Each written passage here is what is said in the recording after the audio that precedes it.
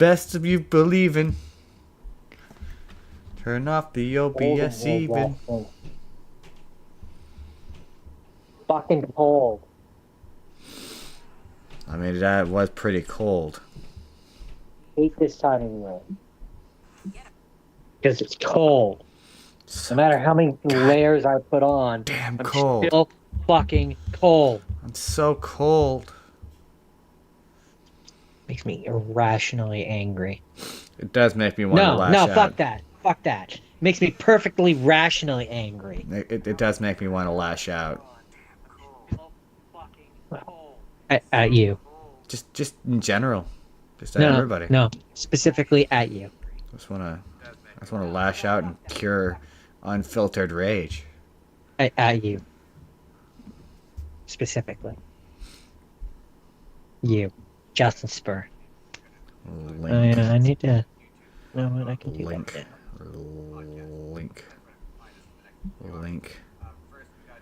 Link. Link in bio. To the Instagram needs. I'm Santa Claus. I considered messaging him to see if I could get him on a podcast, but Who? Santa J. Claus.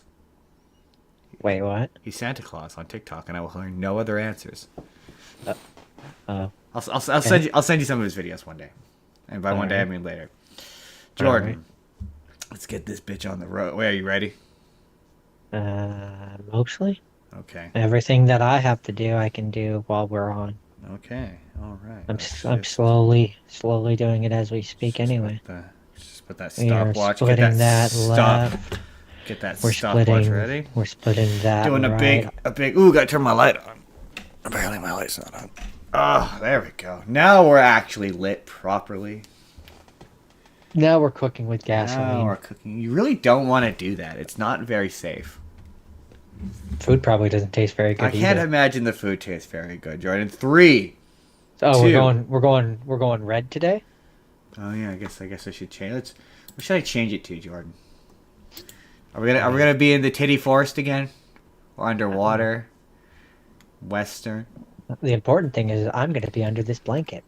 Something sufficiently. Because I'm cold. Let's do the purple one. Purple one's good. That makes sense with Five Nights at Freddy's. It's thematically relevant. Is it? Is there a yellow one? Oops, no, don't hide. No, you want purple for Purple God. Oh, okay, fine. Purple is relevant. Then we'll go with purple. When I went on to talk about K-pop Demon Hunters on, I already told it. We went pink for the ladies. I mean that doesn't make any sense, but that would be par for the course with this franchise. Anyway, in 3. Doesn't really 2. look purple to me, but anyways. Yeah, It's not the right kind of purple. 3, 2, 1. This podcast is brought to you by the Arte Media Pantheon. Please head to artemedia.org to see all kinds of podcasts from our great friends. And if you'd like to start your own podcast, they can provide you with the tools and resources to do so there. So please head to artemedia.org. That's ARETE media.org. On with the show, Jordan. No! Jordan, I'm not going to lie to you that I nailed that intro. Welcome to the Spur of the Moment podcast, everybody. I'm your host. I am always here. I'm Justin Spurr. And as always, I'm joined by my co-host. He's also always here. It's 5 nights at Incomparable Jordan, everybody. He's here for 5 nights. Sometimes a 6th night. Sometimes a 7th night. Occasionally a 7th night. But and on today's show... it's cold. It's cold. On today's show... Did you put the heat on? No. Well, in your room, yes. Okay, good. That was the correct answer. On today's show, first off, we got a big-time, algorithmically friendly Five Nights at Freddy's 2 review. Yeah, we have to talk about Five Nights at Freddy. ... 2. Jordan's been workshopping that joke every single day for the past week, and it's not getting any funnier. Anyway, no, I'm kidding. That was a joke. I've only been doing it since yesterday. Okay, fine, a day and a half. And then later, after we talk about Five Nights at Freddy's for 20 to 30 minutes, we're We are going to talk about the news. We're going to talk about why Netflix buying Warner Brothers is bad. If you don't realize it's bad, we're going to explain it to you why it's bad. Because, to be clear, Jordan... I mean, any corporation having a monopoly on an entire genre of things is bad. It's bad, guys. It's bad. Like, we shouldn't have to Now, tell you it's now, bad. It's bad. I do have some nuanced thoughts about it, but we'll get there when we get there. We're going to talk about Anaconda, because my Anaconda don't got none. Men in Black series. Other stories. Then there's live Gilligan's Island horror movie, apparently. And then later, we bring back Big Twist! Where we're going to give each other information, and we're going to have to guess the twist. Oh, okay. I'm gonna give you all the I'm details. I'm gonna be really bad at this. I Okay. mean, for some of yours, it's not going to be fair because I obviously know the twist. If you saw the thumbnail, you're probably going to guess which twist is immediately obvious and that everyone knows. Anyway, let's start with Five Nights at Freddy's 2. Now, Jordan, before you do all the explaining why this movie is the way it is, I mean, you have to allow me to have a 2 to 3 minute uninterrupted rant. All right, starting now. Well, perhaps 4 minute rant. We'll see. We'll see where this goes. Okay. Starting now. Because Jordan, this needs to be a TikTok. This needs to be said, and that is, this is one of the most fascinatingly terrible movies I have ever seen. It is quite literally maybe one of the worst movies I've ever seen, but it's one of the worst movies I've ever seen in a way that is utterly fascinating. It is so badly and incoherently written, not even just like from the perspective of this is Five Nights at Freddy's and it inherently doesn't make any sense. I mean, it's just a poorly constructed and badly written screenplay. It's the kind of badly written screenplay that you would show in a writing class to show you how not to write a screenplay. It is horrendous. Like, everyone's like, the acting, but the writing is so unbelievably bad. We're gonna peel back the layers of what makes the writing bad in a second here, but it is transfixingly bad. Like, I looked at Jordan several times and went, what is fucking happening in this movie? It is bizarre how badly written it is. Like, I saw somebody say that it was better than the first one, and it instantly made me lose respect for them. I was like, wow, I used to respect you as a critic. Wow, you're so wrong. You're so wrong. It's bad. It's bad. Okay. Start off with Jordan. Why is it bad? I mean, it's bad because Scott Cawthon is a bad writer. Scott Cawthon is a horrendous writer. It all comes down to that. And even when you look at the games, I mean, I don't care how dedicated of a fan you are. Most fans that I know of can look at Five Nights at Freddy's and be like, No, I love Five Nights at Freddy's. Surprised. But it's a badly. I mean the ones that a lot of shit for saying it was bad in several videos, well, several comments. It is. The thing is it's horrendously written. The thing is that Scott Cawthon has great ideas, and what makes the let me finish. As well, but let me finish. What makes the Five Nights at Freddy's fan base dedicated is, and what makes them the way they are is they see the story, they fill in the blanks of the story, and that's what makes people like it. But so like let me finish. So like a lot of the things that people really like for example, the people that are all fans of game theory like me, a lot of what made the things better, like the games better and elevated it, was the attention it got from people that weren't Scott Cawthon. If you didn't have people like Game Theory and Markiplier and all the other ones who gave it the attention and made the theories about it and said, I think this is what happened, which then Scott Cawthon saw and took those ideas and put them into his games. That's the thing, is that Scott Cawthon's writing is not strong enough that he would have been successful in any regards if it wasn't for all of the other much smarter people around him, which elevated the product. But the thing we said, we talked about this yesterday, and the things that make this a bad movie have nothing to do with it. It's just a badly written movie. Like all that. Like okay. A major component of this movie is a science fair. we didn't agree on this. We didn't agree on all the things that make it bad are exclusively things that make like that are movie writing things. No, there are things in there that make it bad that are just because it comes from Five Nights at Yeah, but what I'm Freddy's. saying is the large I portion of disagree it with that. is just bad because it's a badly like again a major portion of this No, movie. I Hold on, let disagree me with that. finish. A I major think it's a portion of this badly movie. A I major think it's a portion of this badly written movie. I think it's a Hold on, let me badly written finish. Let me finish. I think it's a badly written movie because of the stuff that comes from FNAF. Let me There's no finish. way you can work Let it me into a thing that finish. makes sense. Let me finish. What I'm saying though is it's also just a badly written screenplay. Let me finish. A huge portion of this movie is constructed around a teacher who just hates her for no reason, who hates Abby, Josh Hutchinson's sister, for literally no reason.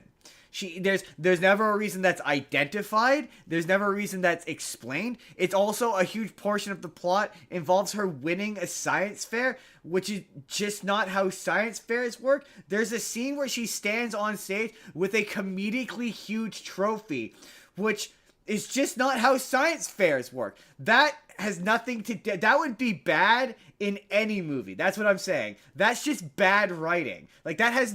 I will say That has I don't know. nothing to do with Five Nights at Freddy's. I will say as an aside, I don't know how science fairs works. I've never had one. I never did I one. have, We and that's never. not how they work. You Well, certainly that's not how yours they're work. certainly not talked about in I don't dialogue as I, if they're like the big game. Oh, we have to I don't win the know big in science fair. No, that's not how I don't science know in fairs work. America what they're like, to be They're fair. not In handing America, out. in America, maybe they are. They're not Like there's a handing lot out. of there's a lot of TV shows where the science fair is a They're big not. deal. They're not handing out comedically gigantic trophies No, at a science fair. obviously not. They're not putting out ones that big. Stupid. But you'd get a ribbon. But You'd get like, something. You'd there's win the science there's fair. also there's also things that There's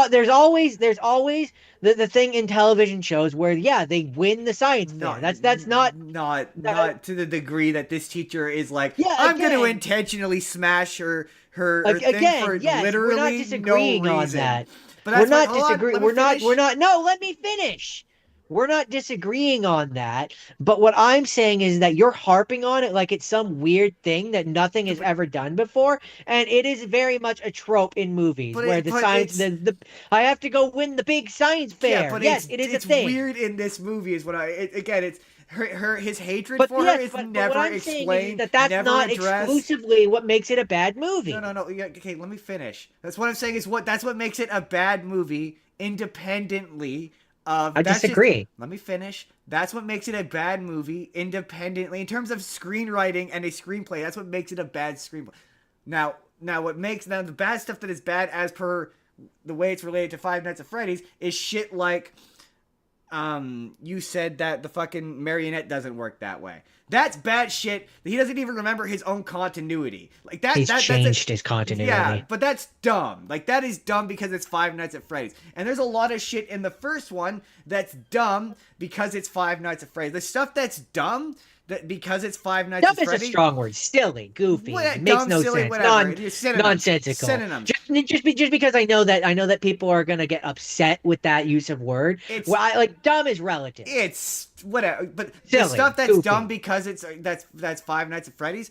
That's not a problem because it's Five Nights at Freddy's. You can be like, oh, it's Five Nights. What I'm saying is it being silly is not a problem because the franchise is inherently silly. So that stuff in the first one didn't detract from the movie working because it was a symptom of the franchise itself. This what I'm saying is what makes this a substantially and perplexingly terrible movie is all of the things in the screenplay that are just a result of him being a bad writer. But it's astonishingly bad. It's how do you have a career bad? It's like student level writing. Like it's truly astonishingly terrible. For me, the thing the thing that makes the science fair thing not work for me, or the teacher thing specifically, because I don't have an issue with the science fair thing. I don't know why It's you the way harp on it's that so much. presented. It's not I the don't. fact that hold It's on. not the fact that Let me it's not the answer fact you. that it's not the fact that hold on. It's not the fact that there's a science fair that you have the problem with. It's the dick teacher that you It's have the the problem teacher with. and the way he's acting about the science fair. Yeah, it's the like dick teacher. But it's not even just that he's a dick teacher. He's like the whole school is relying on us winning the big science fair. Like he's talking about the big science fair as though he's a coach in a sports movie. Like it's the way, and it's very clear that Scott Cawthon has never participated in. It's the kind of writing that he's writing it based on what he's seen in movies and television, not based on actual lived experience. What makes it frustrating for me is it it's easily fixable problems. And I think that's where the frustration for me comes from, is because like the teacher not liking Abby, you could have like a scene or a Yeah, line pretty where much like because she's where weird. she's in, well, no, where she's in class, and because there's a throw off line that he has about how he doesn't respect the robotics when it comes to the animatronics and stuff like that. Like he thinks it's a waste of time or a waste Did of he say that? technology. Yes, there's a one-off line that he says like near the beginning when he's looking at her project or something. That's why he doesn't like her. Is because he doesn't. That's what they. But that's never That's really what they're trying said to get in. across. But they don't do enough to really explain But it. But that there's the one-off line, but and so that's like what would fix it is if like because she's obsessed with the animatronics and she keeps telling everybody about the animatronics and all this and that. What would fix the problem for me is if there was an even extension of the classroom scene where like he's trying to teach them about something different, like maybe something like to help the environment, wind turbines. I don't know. but she's in a Some robotics other class, I know. But which I'm is saying also if he stupid. had some other interpretation of what it should be used for that he's trying to teach, and she continues in class to distract from the rest of the class and talk about the Five Nights at Freddy's things, then I could see him having some sort of irritation towards her, right? That would then be at least a little It's just justified to me. But what exists in the movie is not enough. And so then that snowballs into this science fair thing where again if they had a one-off line where they're like it's a private school or it's like it's a some sort of school where the funding comes from an outside source and that source is like a science heavy place which takes a big deal out of the science fair, and you have to really amp up what makes that science fair important, because otherwise what we have in the movie is, as far as I can tell, just a normal science fair which has little to no stakes as to why a teacher would care about any of it. yeah, the only stakes that exist is the trophy that's as tall as Chica, which is like what school? Okay, no So science like program. if No, you had a hold on. line, Let me like. Oh, no science program. No science program in existence would. I'm willing to suspend my disbelief and be like okay, maybe the theater program, but like this no science program has the budget for, and no school is the sports. Yes, sports absolutely. That's why movie, especially in America. But there's no publicly funded school which would have a science fair. It's not the science the existence of the. It's the fact that it's a Five Nights at Freddy's movie and a big part of the plot hinges on them on her winning a science yeah. Well, fair. That's so that's dumb.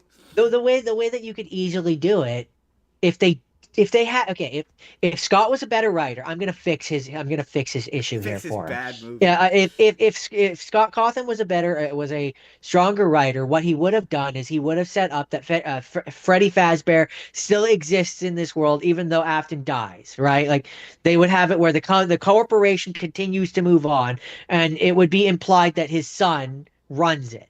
Yeah, Right. well, yeah, no, yeah, that's another twist that comes out of fucking nowhere. What you would do is you would have it be where Freddy Fazbear's corporation, they help fund the school. Like that's their corporate donations or whatever. They help fund the school, and that's where the robotics class comes from. That's where the money for the robotics class comes from, and that's why the teacher resents it. Yeah, I And mean, that's yeah. why the teacher resents her, is because she is so fascinated with Freddy Fazbear. Um, That's how you fix all of those but yeah, issues. no, she has And then that's why there's a big deal about who wins this thing, is because if whoever wins it like she just kind of decides what the funding goes she towards or just kind of something like that. she just kind of wins it so that the robot Chica can kill. Yeah, it's one of those movies where you're like, there's no way when Wayne Knight read this script. Yeah, it feels like he did. You said he feels like he did it as a favor to Matthew Lillard, because like there's no way he read this, because Matthew Lillard gets good shit in this movie. Like he clearly had right to first refusal on writing or something, because none of his lines are the worst ones.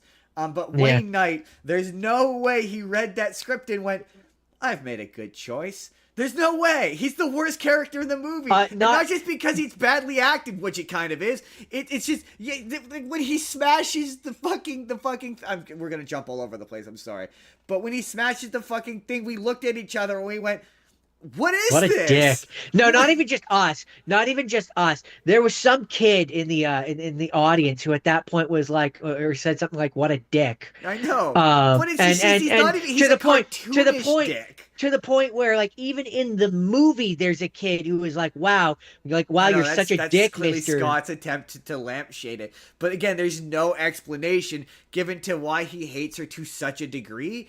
And like, Not a justifiable one no, anyway. and yeah, the easiest way. I know your way works too, but the easiest way. But it's also the movie The movie wants you to think she's weird, but she makes friends so easily. Like there's a scene where everyone wants to be her friend, so it's just cut that and make it so she's socially ostracized and everyone thinks she's weird. So then the teacher has a reason to treat her as a weirdo freak. Like she's acting like a weird, like she says a lot of concerning shit in this movie. Oh yeah, that's not even mentioning the fact that every single conversation between Vanessa and Mike, hey, I remember the characters' names, is agonizing, and it just serves to make them be antagonistic towards each other and be split up. My personal favorite moment is when a character from earlier in the movie shows up to just drive her to the climax.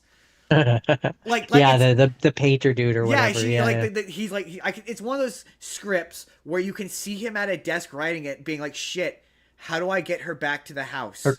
Her car is broken down. How do I get her there?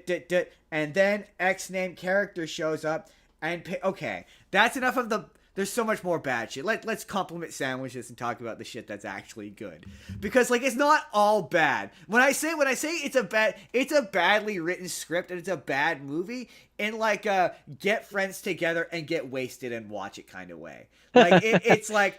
It's the same as the first one in that regard, where I mean, the most fun this movie is when the teenagers in the audience are having a fucking ball. so Like, or so the okay. preteens in the audience are having a great time and they're laughing. Like, those are the best moments for So me. so I've harped on Scott Cawthon's writing because I've watched enough things and I've read enough things that I can recognize bad writing. But what I will say is if you like Five Nights at Yeah, it's Freddy's, way more like the games this than is the. gonna feel like Five Nights at Freddy's But in because a the way guy that's who so. because the guy who wrote Five Nights at Freddy's wrote this. Yeah, So but it's gonna feel like it. that comes with an And so asterisk, though. no, it doesn't. No, in the It's sense gonna that, if like, you are in the if sense. you're a fan of Five Nights at Freddy's, all the things like that you and I have talked about, they don't care about No, that. no, no. That But doesn't bother them. what I'm saying is it looks like the game, but like in terms of it's so like the funniest scene because it's so clumsily written is where he sits at the desk and just does Five Nights at Freddy's 2. Like that Oh scene yeah, is I mean, objectively funny because it's when so he sits down there and he contrived. sees the mask and he's That like, just "There's no way happens this to will be work." sitting there. Yeah.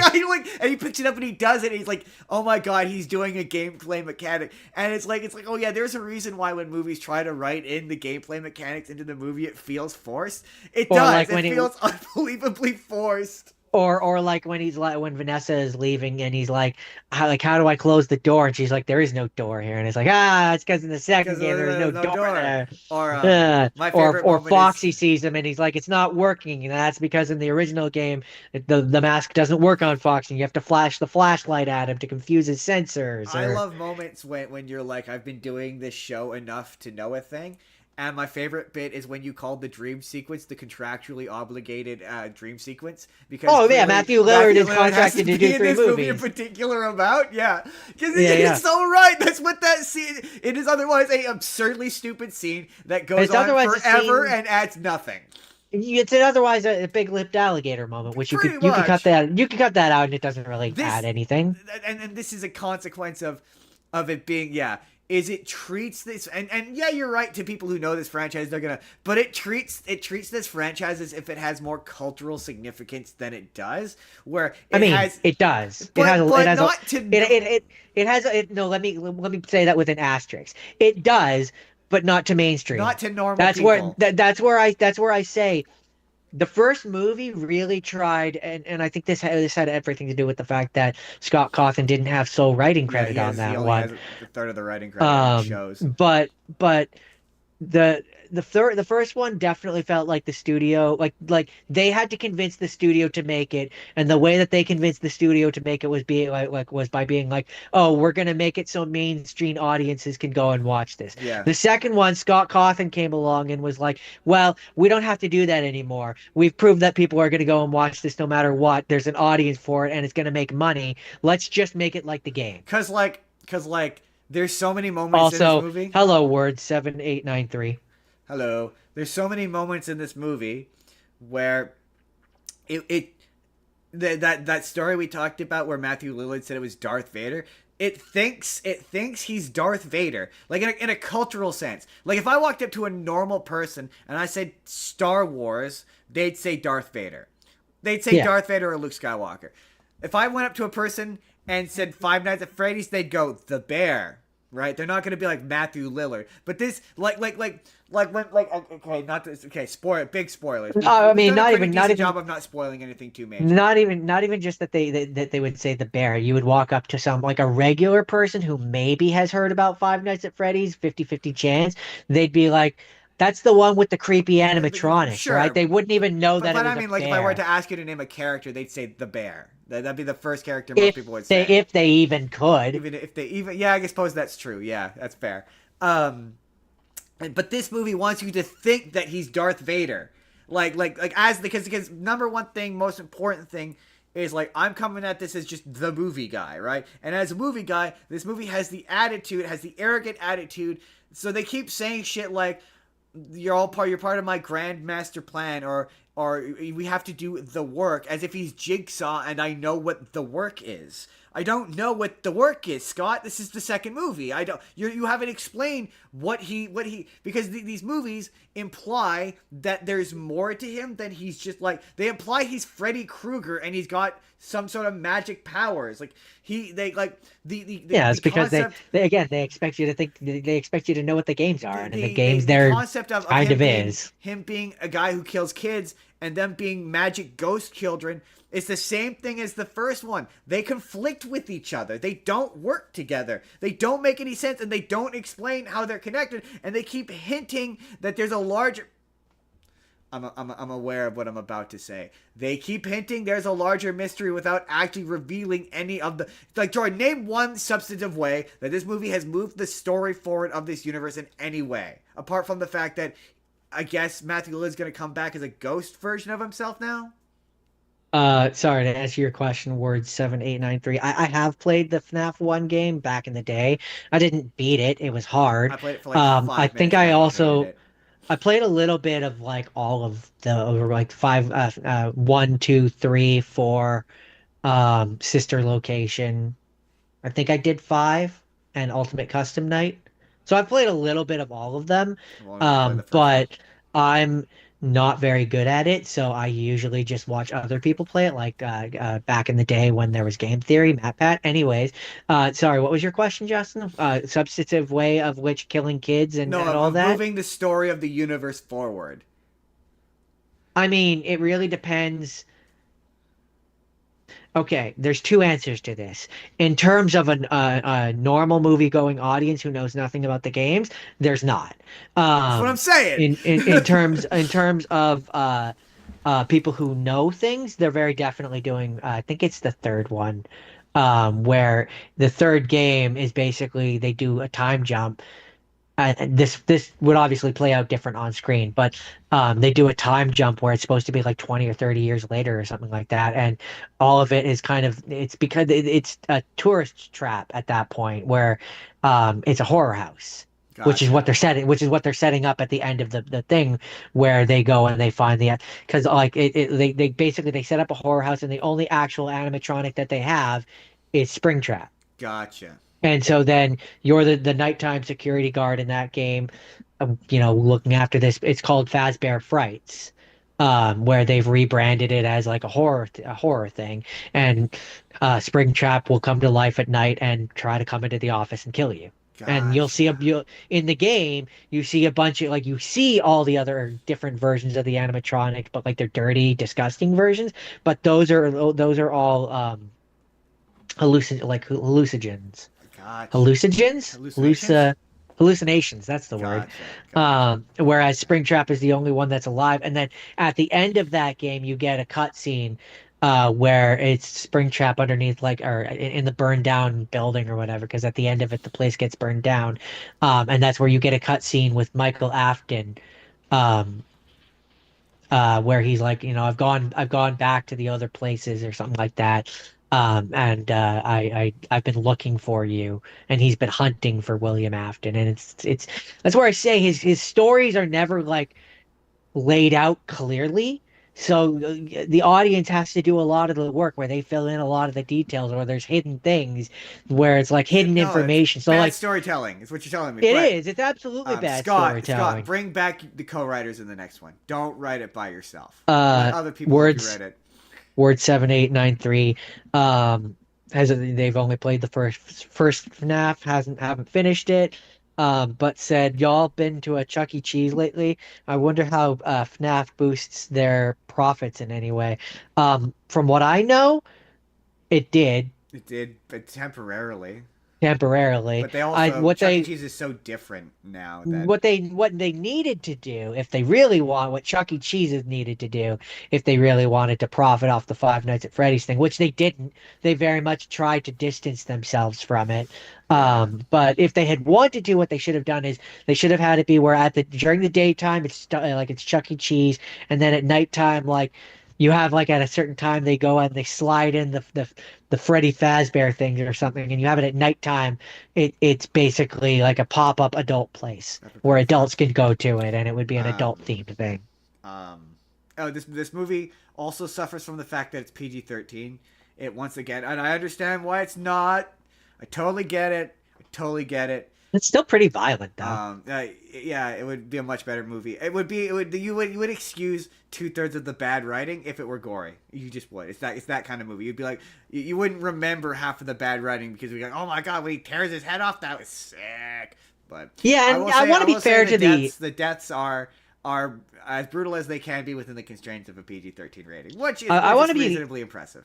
I want to take a second, though, and be fair to the actors, because Oh, the actors, I think, are doing a very good job with the with writing that what they have they've been been written. given. No, absolutely. There's nothing wrong with any of the but like There are some I choices don't that want I to would. shit on a child actor. The only bad actor in this is Abby. She's horrid. Every one of her line deliveries is flat. There's no emotion in anything she's saying. None of the jokes she does lands. It's all bad. And all of Josh Hutchinson's worst lines are off of her lines. Like she's Yeah, but she's like a child asterisk, actor, she's a though. child actor. So like, I'm sure she'll improve as she gets older. But she was the worst actor That's in the first again, one, and she's the worst again, actor in this though. one. In her defense, it takes a really talented actor to take bad writing and make it good. But like also So also when you're a fledgling actor and you're being given bad writing, can you really blame her? but also like Skeet Ulrich shows up in this, and he decides halfway through the one scene he's in, that he has an accent. Like he starts Who's off he? he was the business partner.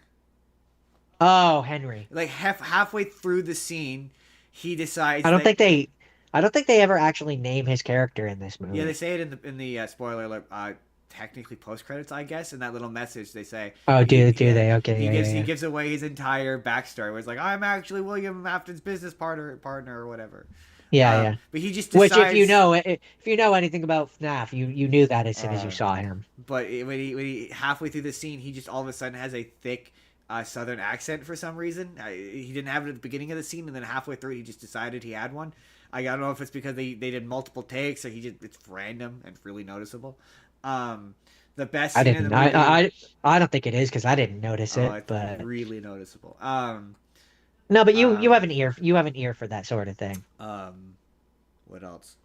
Oh yeah, everyone is talking about this, but we might as well mention it. The day is saved by the power of friendship. That's pretty funny. Yes, yes, it is. It's so funny. I will say the scene. Because what else Spoiler were they alert gonna again, big do? spoiler alert. But yeah, the original Five Nights at Freddy's, they all return to save the day, and they destroy all of the new ones, and it's really quite satisfying. It's really Yeah, kind of yeah. yeah, like I say, I'm bragging, but I'm also not the target demographic. The target demographic is the 12 and 11 year olds who are having a fucking blast. Like they cheered for Well, this like it was a yeah. Marvel movie, The the and the they 12 gasped at all the spots you're supposed to gasp. You know. the 12 and 11-year-olds and the fans who have been fans of it since the beginning who are going Uh, to it because they know it's bad. Not in our theater. In our theater, it was all 11, 12 year No, but olds. I'm saying those are the No, that's audiences not true. for it. The one guy behind us who also seemed to be really. I felt bad. I was dying. I was dying. The writing was so bad, and I kept looking at Jordan, and be like, "This is horrid." And I was trying not to laugh, but I will admit, when the day was saved by the power of friendship, I laughed so hard. Yeah, see that's the difference between us. So It was funny. like it was bad and there was definitely some points where I rolled my eyes, but my only real issue with it, I mean, again, it's bad, but in a fun way. But my Oh yeah, only in a fun real way, but it's but my only real issue with it was the teacher. And that's just because it's just they could have written it in a way that made sense. I mean, there's a lot of other like things happen because they have to happen. There's scenes that just go on for an absurd a long time. Oh yeah, I mean, like Characters I that said, don't end up meaning anything. there's a lot of scenes in this movie which have to happen so they can have things that happened in the games. Like So that because Scott Cawthon appears to be trying to use these movies to explain things that people never understood in his there's games. so many moments of He's characters doing it who, poorly, but and that's what he's trying to do. to be fair, Marvel movies also do this, but like they have the benefit, and they've been doing it with newer characters, so it's also inexcusable there. But there's nothing worse than when characters step out and do a what I like to call a homecoming moment.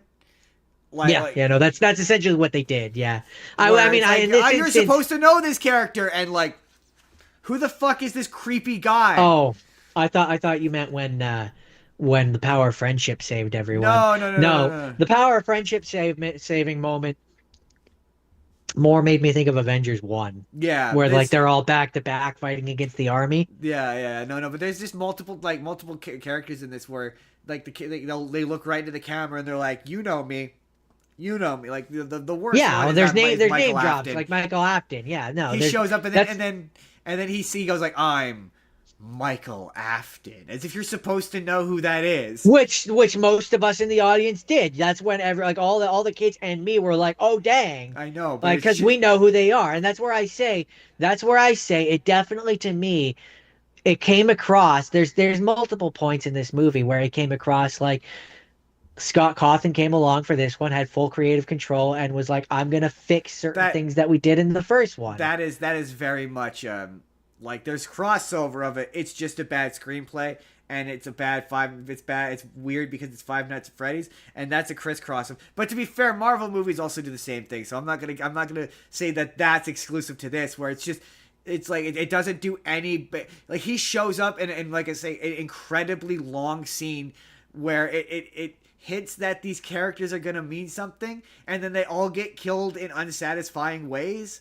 You're Like talking it's about the Ghost Facers. yeah, the ghost facers. Yeah, yeah, yeah, yeah, Where you're yeah. like the movie hints that they're gonna be like the girl Oh, who and plays one is also McKenna Gray. She's quite famous, and then they end up also meaning nothing. Like you never find out also if she survives or what happens to her also or like Oh no, all of anything. them you saw all of them die except for the girl. The girl and you know how you were like you had the complaint that um and I think the thing okay, the thing is I've kind of because I've experienced as much Five Nights at Freddy's stuff. I can kind of see how Scott Cawthon's brain works. So what I think his and I'm gonna give what I think his intention for that scene is.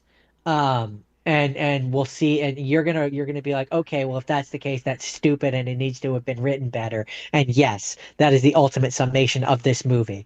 But what I think the interpretation of that scene was Michael Afton is Vanessa's brother. Michael Afton knew that Charlie, Charlotte, the puppet, also spoiler alert, he knew that her and Vanessa were like best buddies because of the whole birthday party thing, Yeah. right? Vanessa was a blonde girl. So he finds this Ghost Facers crew, which has a blonde girl who looks like Vanessa. He tricks them into coming to the pizzeria so that What? the blonde girl can go downstairs and close the music box, But and she's then that'll wake up the puppet. but she's And then not. the puppet can possess her because she looks like Vanessa, and they do have a strong bond, and that's in Scott That's Cawthon's mind a good enough reason for why that can happen and not break his own it. rules, it, even though it does break his own it, rules. even in terms of like a slasher flick, it's a bad slasher flick scene. Like there's no establishment of these characters. The only establishment of these characters is in a scene on a television earlier in the movie. But the movie wants to pretend like they've been a thing. Yeah, it's bad. It's a badly written movie. It's in a like I say. It's an astonishing. I can't believe a studio approved it levels of terrible script. It is a bad script. Like it is shockingly bad, like fascinatingly bad. Now, Like they should be that being studying this in said, screenwriting classes. Bad. Now that being said, my like final thoughts of this movie experience, because I don't think we really have Hey much more man, to speaking of movie say. theaters experience, two things. I love how at the beginning of the movie there's just straight up. I don't know if it was just for this movie or if it's a new thing because I didn't recognize it, but they just had a block of text that was like, "You get one chance. You get one chance, and if you say so much as a word, we will kick you out so fast your head will spin." But in like Yeah. funny legalese. Our theater was good. Like they were chill, they were cool, they had fun where it was appropriate to have fun. There was a little bit of cheat chat. And if you're about to say that you are absolutely gonna go watch the third one, hell yeah, I am down. I will watch as many of these as they make. I mean, yes, I am, but I kind of have to. But no, what I was gonna say, ultimate summation of this movie I and had a my great thoughts time. towards it are, um, just because I say that Scott Cawthon is a bad writer, which he is objectively a bad writer. Um, that doesn't mean that the movie isn't enjoyable. No, If you are a Five Nights at Freddy's fan, this movie is absolutely for you because you it can it you can enjoy a thing and it encapsulates everything that everything that the game has. It is very much, it feels like Five Nights at you're Freddy's. allowed to like a So bad if you movie. enjoy it, you're gonna enjoy it, and you're probably gonna come at me and be like, "Oh, it doesn't have bad writing," because you are You're wrong. clearly a super fan who can't see Scott Cawthon's You're bad you're, writing. you're objectively But wrong. he is a bad writer. Just make no Um, mistake about that. you're wrong. But like this is also important. You're allowed to like bad movies. The internet and Gen Z and TikTok is so bad, has mind poisoned people into thinking that you can't enjoy a bad movie and admit it's bad. Like you can enjoy, like there's a reason why people love The Room, why people love Troll 2. Like this is on that level for me. Like it's that kind of bad where these movies, the first one included, are great hammered. Like just like you take Or a shot every or time something otherwise. dumb or stupid or like yeah, waste it. Just absolutely waste it on whatever Yeah. substance you enjoyed doing. Like it's Any what any legal substance you enjoy in a doing. room with friends. Like that's the best way it is meant to be enjoyed. Like these are not good movies. But the second one for me, like I say, it They're reminded me slop. of there's a video I watched where the guy was like, it's just such an incomprehensibly bad movie that you're like, I don't understand how a person could have written this because it's just Oh, I that mean, truly terrible. I mean, for me, It's like a high mine, schooler wrote it. Like that's my how moment bad it is. my moment was, it was within like the first 10, like whatever, 20 minutes, when you see the puppet in live action, and I lean into you and I'm like, I don't know any world where a child, like, because these things are supposed to be for children. Oh yeah, I where a don't know child would any find that world where a inviting. child would see the puppet and not think it's Oh, I mean, upsetting in and that horrifying. very scene, a child goes off with Springtrap, who looks terrifying. And like, to be fair, they do show a picture of him later in the movie where he doesn't look terrifying, and I was like, oh, okay, that I kind of see. But that version of it looked terrifying. Um, Or like, I can understand how they would like all the normal animatronics, like that I kind of get, to a but the degree, but they're puppet, also still the kind of the scary. the puppet in particular though is kind of kind horrifying of. looking. I mean, that scene when she runs out and she has been stabbed, but it's a PG-13 movie, so she has two lightly red hole. Yeah, it's Three. She silly. had three, two or three, It two or was three silly. It stab was wounds. very silly. There's something else about that opening sequence that was. Oh yeah, just the opening credits being just an info dump of information because that's how he that's Five Nights at Freddy's, and I get it, but that's bad movie. That's bad movie making. It's Like supposed to be. It's supposed to be like a fun yeah, the you pick it 2D apart, but scenes. there's so much information that's being conveyed that looks important and like important to the plot of the movie that I'm trying to read it and it's going by so fast. I'm like, this is awful. Yeah, that's for the I mean he's retired now, but for the Matt Pats and the whoever still does it, the John FNAF to be able to click through it scene by scene and Yeah, find all the no. things and dissect it for YouTube, and that's the Scott Cawthon writing method. But yeah, don't you're never gonna convince me. The thing is that science teacher is gonna make me be like for every video where I see someone be like it's a good movie, I'm gonna be like, but the science teacher, Wayne Knight is explain the science teacher to me. Explain it to me. I mean, Explain to me how I that's mean, good writing. I mean, it's not. It's not good writing. It's not good writing. It's not good. It's not better than good the writing. first one. Seriously, I used to respect him. He was a critic I respected. It broke my heart. I was like, no, no, no, it's not. Was he invited to the premiere? Because anyone who's invited to the premiere, I don't trust their I judgment. don't know. Yeah, it's like whenever I see Matt Pat promoted in this, I'm like, Matt Pat, you can't believe this is a good movie.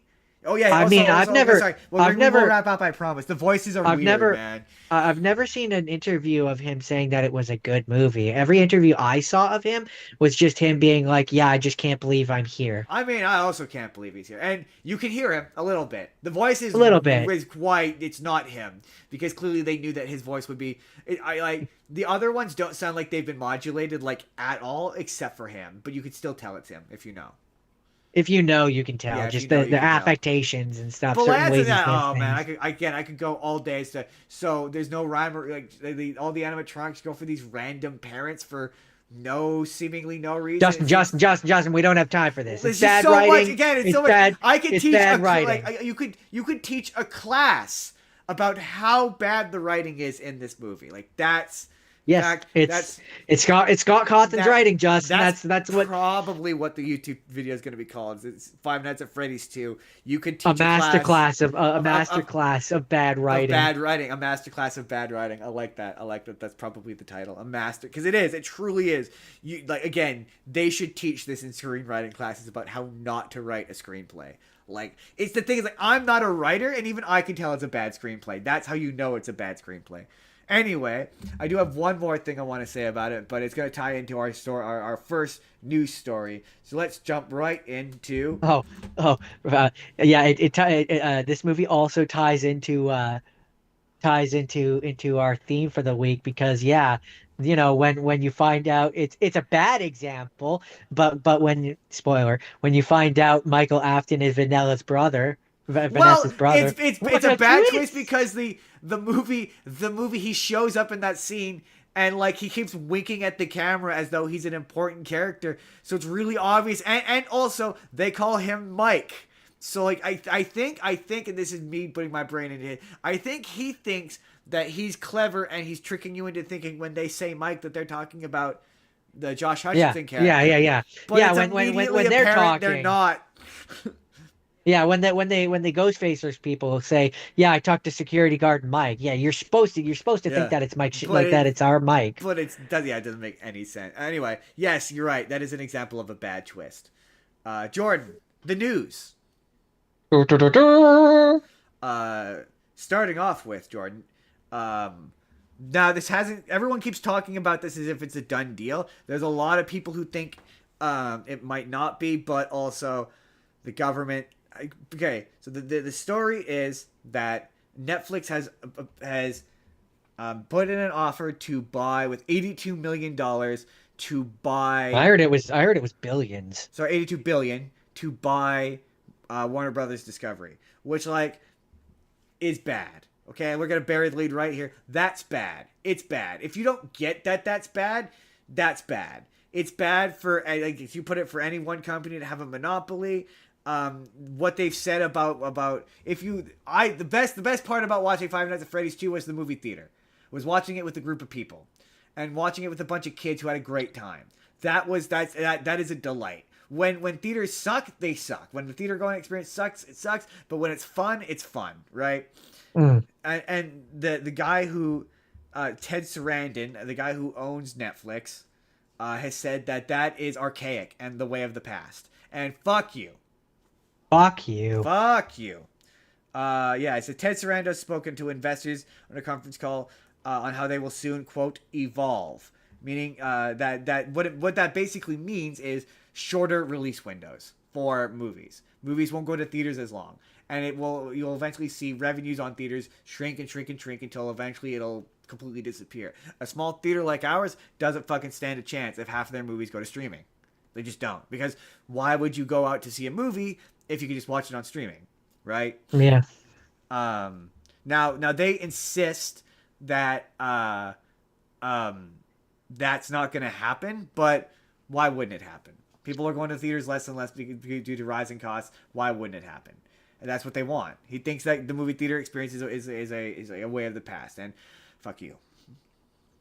I agree with everything you've said, and I don't like that a company has a monopoly. To me, it just creates another Disney. Yes. And but I also hate Warner Brothers and any opportunity to kill them. No. I don't No. No, want absolutely them. not. There's no version of this that's again. There's a lot of people who are like, this deal is blatantly illegal. It still has to get approved by the FCC, which normally it would never get approved by the FCC. Yeah, But but under the current under the current administration, it would. with the correct amount of palm greasing, it'll probably happen.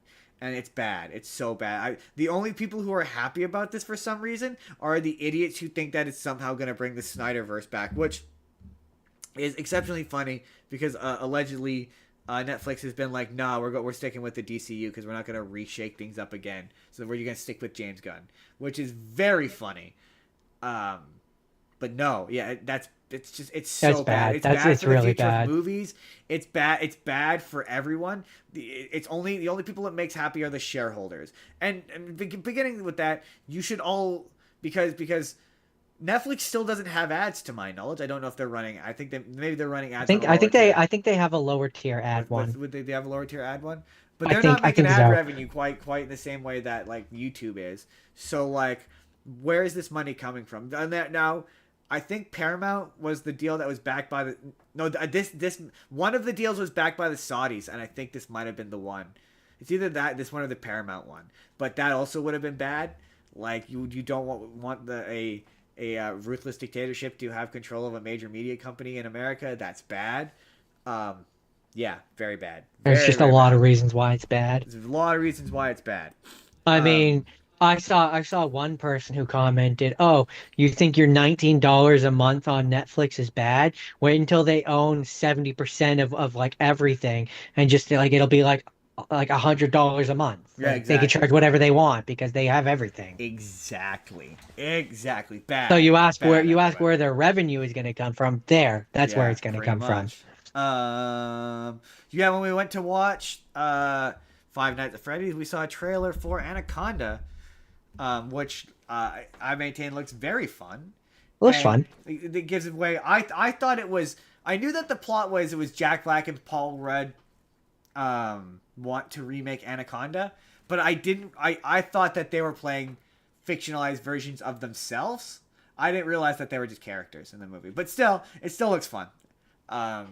It's obviously going to be Yeah. R-rated. The trailer we saw, there were some cut S words in there by the looks of it. Whoops. Yeah. So it could be on a PG-13 movie. Yeah, it definitely made me go, I'm going to have to watch the original Anaconda, I think. I've always wanted to watch that movie, so. Probably. It feels like one that's going to have a lot of callbacks to it. Now, we didn't actually end up talking about this, I don't think, on the actual show. But a while back, they put out a trailer for Spider-Man Noir. And I was impressed that he was actually wearing the costume. And he's wearing the costume, and it's in black and white. It kind of stylistically looks really quite similar to Sin City. I heard they were going to release both a black and white version and a not black and white version. Oh, really? I hadn't heard that. Oh, that's interesting. I didn't know that. But apparently I they don't showed. know if it's true. I heard that. It honestly, I know cynically. My thing is like he's such a silly character in Spider Verse that if he's the Spider Verse version, it's gonna feel weird. Now I've heard rumors that he's not. The name of the character in the show is Ben Riley, not Peter Parker. So I've heard he's not the Spider Verse one. But I also saw something where apparently there's two costumes, which makes people think there's two Spider Man in it. Interesting. Um, Interesting. but they've described the first scene of the show, which is in a dark setting. The camera focuses on a thug wearing a beret. Suddenly, Spider-Man's eyes blink and light up completely, revealing the character's look, just like in the comics and in Spider-Verse. Which that's sick. Like now I mean, that I'm not gonna pretend that I'm not excited for it. I I'll wasn't. watch that. I was not excited for it until I saw the costume. And like the costume looks comic accurate, and that is insane. My thing, the only thing that holds me back from enjoyment of it is the fact that it's Nicolas Cage. And I just get the feeling it's like you say, he's gonna pull on the mask and it's gonna cease to be believable that it's Nicolas Cage. Oh, he'll become someone else. Unless see, you saying that there's two costumes makes me go like Allegedly, I may, cannot confirm for sure. But no, allegedly. I know, but pretending that's correct makes me go like maybe there's gonna be I'm gonna use the name Miles, but I don't necessarily think him. Maybe that other Spider-Man costume is going towards a whether it's Miles or some other new character, a younger Spider-Man who the point is that he's training him. Maybe. I mean, this was like I said, the reason why I thought it was gonna be like a he doesn't wear the costume deal because the early plot synopsis was like he's a washed out, he hasn't done it in a while kind of story. So the fact that we're seeing so much of but it also gives me the impression that like we see the costume once at the beginning of the show and then he tosses it away and we never see it again kind of show. But I am absolutely gonna check this out. I wasn't really, but we could always do another Amazon Prime special. He's true. He's true. We can. Jordan, they've apparently found a writer, or they're looking for a writer to make Men in Black 5. And Oh, I'm just okay. like, Why? why? Yeah, apparently it's not confirmed as to whether or not Will Smith is in it or not. Um, Didn't the last one, the fourth one that didn't have him do like comically bad? yes, but technically it wasn't the fourth one. It was a spinoff. All right, but it's the But fourth it one. also did comically bad. Yes, yes, but it wasn't Men in Black 4. It was Men in Black International, so it wasn't technically Men in Black 4. Sure, Although they're but calling it this was Men in Black but 5. So sure, but it was the fourth Men in Black movie. yes, it also did bad, and also the third one didn't do great either. Those movies have had diminishing returns ever since the first one. Yeah, Because because how like what else do you do what are with you gonna it? do? Are you gonna like drag out Tommy Lee Jones again, or are you gonna find a way to recast him again? I mean, I would maybe be into a Men in Black movie if it was a total reboot. Maybe at that point I'd be Yeah, into it with new with actors new and stuff. actors. You Oh, know, interesting. Okay, that makes sense. Um, or like you use the fifth one. all right. I don't know. I'm just throwing ideas out there. You use the fifth one is the last of the Will Smith era, where he has to come in and save the day from some big universe shattering I thing. mean, And this. Well, let me finish. This would be cheesy as fuck. Let me say that. But you have it be some like multiverse ending thing or something like universe ending thing, where at the end of the movie he in order to save the day he has to like realign the universe or something, and then the final scene of the movie is you have it where it's like it's you have a new person in the suit. It's from the back. We see it's a black like a a different black person. He turns around and it's the same character, but now it's a different actor, and then that's rebooted the series. I mean, a much easier way. I like that. I like it. I mean, I'd be pretty happy with that. But another easy way. I mean, you I just just. think that that's a good way. Like you use that to send off Will Smith, and I it's like that's mean, his final hurrah. You have um, him in one last one, and then he doesn't come back ever I mean, again. I love how you've completely overthought it, and I'm totally into it. But a much easier is to you just do Men in Black 1, except for now K is J in terms of the No, story. that's lame. Hold That's on, lame. hold on, and then he brings in a new young black kid. I'm gonna say Michael B. Jordan because I can't think of a better one. I know Michael B. Jordan's probably not young enough, but young. I think I think he'd be all right. And then then it's basically Men in Black 1, and then at the end he neuralizes himself and he walks off into the sunset. Nah, I like mine better. I mean, yours is better, but it's also mine's probably the most likely to happen. I mean, probably, but I don't like it. I don't like it. Jordan, the Peacock has ordered a television show based on a classic board game. Which board game do you think it is? Is it okay? My first thought is Clue, but that's been done before. Bam! Nailed it on the first shot. I was gonna let you dangle there for a minute, but you got it. First shot, Clue.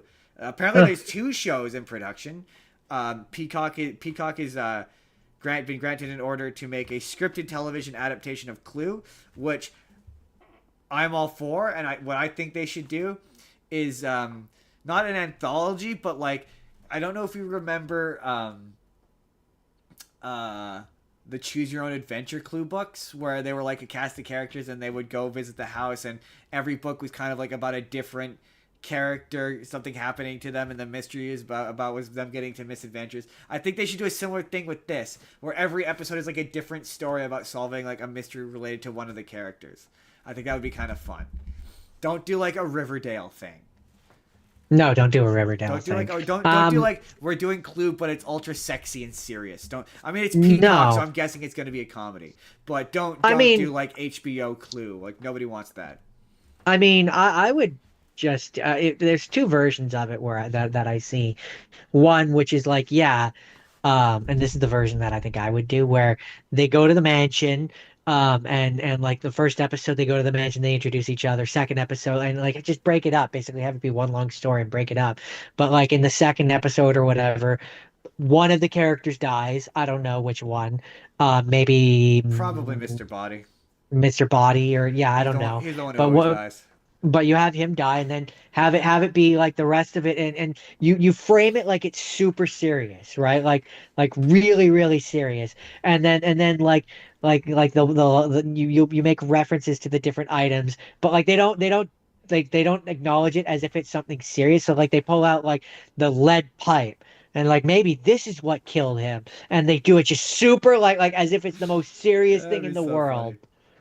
That would be very But funny. make constant references to all these silly things that like from See, the video or from like the board game, full-born which like 19, in practicality don't make any sense in real life. Like what's one of the items? There's the lead rod. There's the wrench, the rope, the wrench. the rope, the wrench. Pick one of the ones that's like the silly ones and have it be like I think he killed him with this, and like be super just lean into it really hard. And then the second show is Netflix ordered a reality-based competition television show based off of the board game. I don't know how that's gonna work. Is it that like they're gonna play Clue? Is it like a Survivor type thing? I don't know. Because I could see how you'd do it if that's the intention, is to be like a show like that, where it's like you have how I don't remember how many characters you can play as in the game, 6 people, 7 people, show up and like be in a room or whatever, or be in a fake mansion, a set, and you basically make it a murder mystery. I mean, that'd be kind of fun. I guess you make it like you have to discover which one of you is the traitor. I guess it's a Yeah, traitor well, mechanic, you have that's what you and I have both done like a basic murder mystery style party. Yeah, but then I You guess do that. the only thing I guess that keeps it Clue is the framing of the characters and the location. I guess. Yeah, but otherwise you just make it a murder mystery style game. Jordan, you're never gonna guess. Vin Diesel, after 4 years, he has an update on his Rock Them Sock Them Robots movie. Okay, didn't realize he was making one of those, but all right. Jordan, are you not excited for the Rock Them Sock Them Robots? I am not gonna say I'm not excited for the Rock Them Sock Them Robots. Rock Them Sock Them Robots. Jordan, this is what Vin Diesel said. He said, "I am excited to expand the Mattel universe by bringing this classic toy from my childhood Okay, yeah, all right. To a modern audience by telling a story that examines the role of competition in a world often measured by strength and dominance that dares to reveal what the fuck reveal the power of compassion at its core. This is the this is the This is the this this is is the toy where you have two people that are like do with the robots, that's right? what I remember. What Rock the them, what the sock them, fuck robot. is he talking about? I don't even. Is it so? Is it gonna be about two guys who fight? Is it gonna be a fighting movie? Are Is you it a basically going to robot make movie? Are they are you robots? are you basically making Real Steel? I mean, Real Because what Steel you're was pretty much describing just rock them, sock them, what you're robots in the describing movie. sounds like a lot like Real Steel, which was basically just Rock'em Sock'em Robots, where they had the controllers, Jordan. the You control mispronounced it. It's pads. rock them, sock them, robots. Right. Sorry, Like I not rock 'em, apologize. sock 'em, robots. What are you, some kind of heathen? With Where four... but the Real Steel was basically Rock Them Sock Them Robots the movie. Yeah, I'm just saying it was rock them, sock them, robots in the movie. Jordan, Jordan. On Netflix, apparently. I think we talked about this before. They're making a Scooby Doo show, a live action Scooby Doo show that I kind of want. I know I said don't make it like Riverdale. That's the one exception. No, no, but No. no. Hold on. But there's a caveat. It has to be like Riverdale, but Scooby has to talk, and there has to be no explanation given for it. Okay, I will give you okay. That's the only way I will accept it. Is Scooby has to talk. The only way that I will accept it is Scooby Doo has to talk, Velma has to be played by Mindy Kaling, and she has to be killed. I mean, all right, all right. And then what's funny is now we're like Scooby needs to talk. Oh yeah, did I not? Oh, did I wait? Hold on. Yes, okay. Uh, But in reality, what I would want really? if I could have that the live action show be whatever I wanted, if I could have it my way, what I would do is that YouTube one where Scooby is an eldritch horror and it Yeah. keeps I would have that and I would have it be where like there's references to the cartoons, maybe like there's a scene where it turns and they're in the cartoon. Like I would just make that So into a full they show. they announced they announced to Scooby. Okay, number Am I one, wrong? you're not wrong. Number one, Scooby Doo's gonna have a voice. He's gonna talk in this show. But you're gonna be shocked by who's playing him because it was legit surprising. But Matt Pat. uh, so this is the log line of the show.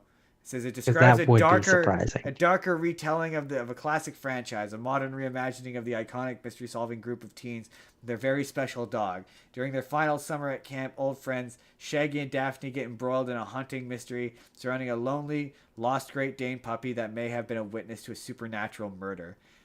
Together with the pragmatic and scientific townie Velma and the strange but ever so handsome new kid Freddy, they set out to solve the case that is pulling each of them into a creepy nightmare. So it kind of seems like Scooby talking is kind of going to be like a focal point of the show, which that kind of sounds cool, and he's going to be voiced by Frank Welker. Oh, well, okay, well, so it's actually going to be Scooby. It's actually gonna sound like Scooby. Yeah. He's been Scooby for a little while. He's done him a few times. He doesn't do them every time, but he's done them a few times. And his Scooby voice is solid. So it's gonna sound like Scooby, and that's impressive. I'm impressed by that. I am now passively more interested in that. Jordan, they announced. I mean, I can't say that I'm upset at the idea of a live action Scooby Doo movie. It's been done before, or Show. Scooby Doo product, Yeah, whatever. yeah, I know it's been done before. It's been And done to before. varying, It's the worst that it is there's a prequel one that is terrible. I've seen clips of it. It's bad. I don't think it has Scooby Doo in it, and no, I know it might, but it's really not very good. Jordan, I maintain Eldritch Horror Scooby Doo would be the best one though, and I'm hoping that's where this goes. that would be the best one. Jordan, they have announced that Scarlett Johansson is gonna be in the Batman 2. Okay, so she's gonna be Black Cat. No, Black Cat is technically in the first one. You mean Oh, Catwoman? okay. Yeah, that's what I meant. No, the theory there's a theory that What she other might be female? Oh, playing she's gonna be Talia al Ghul then. that the theory of who she might be is please tell me it has the name of Or the she could be Poison Ivy. no. I guess she could be Harley Quinn. The I know the theory is that she might be playing Andrea Beaumont. I don't know who that is. Andrea Beaumont, you may know her as the villain, the Phantasm from Mask of the Phantasm. don't know that I've ever actually watched that. Really? I cannot commit to the fact that you have or have not. I watched it when I was a kid, and I watched it for this show, and it's a really good movie. So like that would be solid. If they did the Phantasm for Batman 2, that is a villain I'd be down for, because the Phantasm is a great villain, and like to do him like live action, slightly creepy, would be kind of fun. That would be kind of fun. So here's a fun question for you. Removing the Joker, because everybody would always say the Joker. Who's your favorite Batman villain? Hmm. I really like the Batman. It depends. Clayface, probably. Interesting. I really like his design, and there's a lot of really interesting versions of Clayface. One of my favorites is from the Batman, where he's a friend of Bruce Wayne, and his face does Interesting. stuff. Either that, or I'm weird. I really like the ventriloquist. Ventriloquist, really? Yeah, I really Mine is like Mr. Freeze. Mr. Freeze. Oh, that's true. Mr. Freeze is also solid. I would love to see him in. I would actually I would have loved. I At don't one know if point, it's he been was gonna announced. be the bad guy for the Batman 2, and then they keep Yeah, changing what it's gonna be. I would like him to be because I want them to do because he's typically when he's done right, he's the tragic villain. I He's the just villain that's not really a villain. I just don't want them to do the Joker. That's like, I just, please don't do the Joker. Whatever, anything else, or Killer Croc. Joker, Killer Croc was you also need a break from the Joker. Need to no, do no something else. Joker. Jordan, they've announced that from the people who brought you Paddington, which immediately makes me go, oh, is they're gonna make a Mr. Man, Little Miss movie? Mr. Man? Mr. Man, that's like Mr. Man. You know it. They're like the little like characters that they kind of look like shapes. Mr. The Mr. Man books. Mr. Men. Mr. Men books. Oh, those ones. Oh, yeah, Yeah. yeah, yeah, They yeah, yeah. technically have Okay, made a okay. show out of it before, but yeah, from the people who brought you I Paddington. remember those. Oh, it's been years since I thought Yeah, of those but they have to be in characters. that art style. Like I don't want like Yeah, a weird, no 3D, no weird 3D no one. live action. Just make it a nice, cute 2D animation. Uh, Oh, those were big when we grew up. they're quite big now. Kids still love them. Apparently. Okay. Um, I remember reading a lot of those books. Jordan, they're making a. Oh no, they're making a Wizard of Oz horror movie, Jordan. I'm I mean, guessing based. they're making an everything horror movie. This is not This news. is not news. I mean, so It's Jordan, annoying. this is Gale colon Yellow Brick Road, which follows the story of Emily Gale, Dorothy's granddaughter, a woman who is tormented by visions, disjointed dreams, and an unshakable sense that reality itself is unraveling. As these disturbances mount, she is drawn towards a shadow world, a dark and magical realm that should not exist. Through chilling encounters and surreal revelations, Emily stumbles into the long buried legacy of Oz, now a place of ruin, tragedy, and unspeakable horrors. I mean, that does kind of just sounds like Oz. Honestly, if you just said to me that it was a fucked up sequel to Wizard of Oz, I'd be like, yeah, that makes sense. I mean, hey, here, Those I'll Oz write books one are for you. weird. I'll spend 2 seconds and write one for you. Oh, it's been 30 years since Dorothy came and murdered the Wicked Witch of the West, and now the Wicked Witch of the West's long lost daughter is pissed and wants revenge, and she drags Dorothy and her husband back to Oz so she can murder Dorothy's husband in front of her eyes. There, I wrote one for you. And Okay. it sounds to me it's exactly the same quality as all the rest of these, which is to say not very good. Uh, so apparently, Jordan, I already talked about. All right. Yeah. Okay. Okay. Um, we talked. I mentioned this in the up top in the intro, but James Gunn has shared his update on his long lost Gilligan's Island horror reboot. He recently Boo! revealed new details about his unmade Horror Island reboot of Gilligan's Island, and apparently, yeah, it was okay. You don't know this writer, but I do. I think he made the Trauma movie, so he made like Toxic Avengers. So it kind of sounds like this would have been kind of a jokey thing, but it would have been written by Charlie Kaufman, and the estate that owns the rights to Gilligan's Island wouldn't let him make it. But hold on.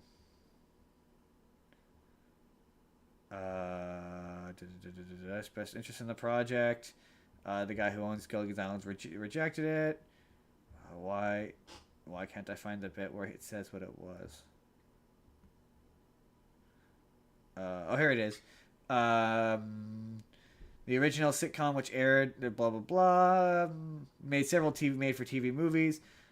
James Gunn's pitch, which originated from an idea celebrated, blah blah blah. Sorry.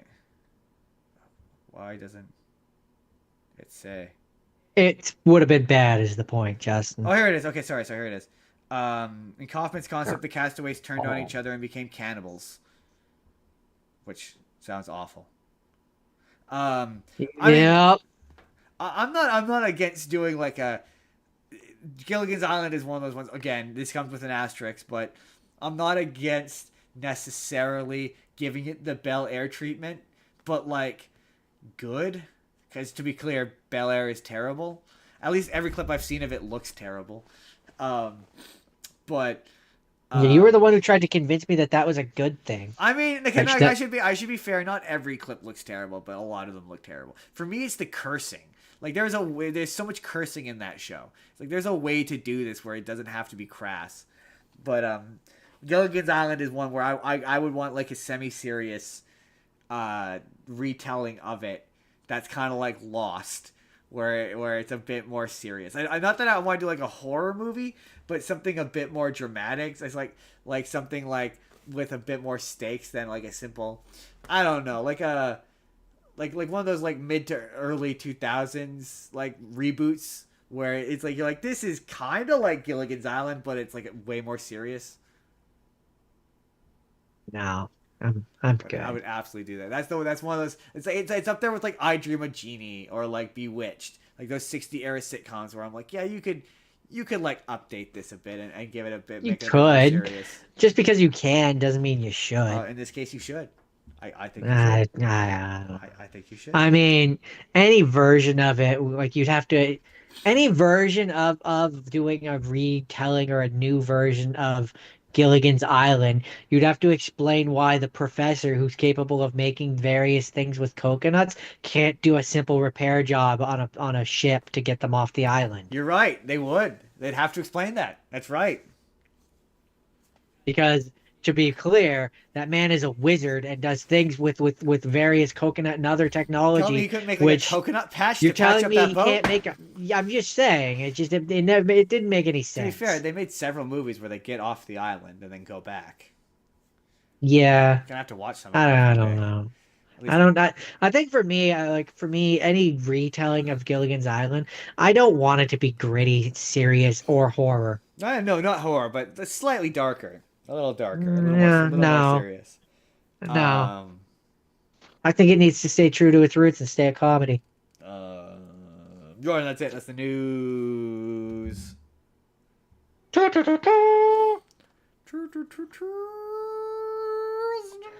All right.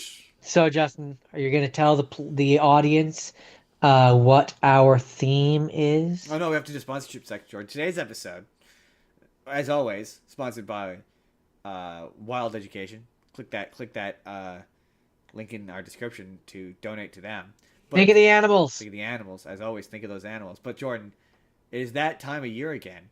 It is time for the annual Artie Awards, in which we are nominated in several categories, including Podcast of the Year, Funniest Podcast, Best New Podcast with our brand new podcast, Best Thumbnail, and others that I think that might have been all of them, but I feel like I'm missing one.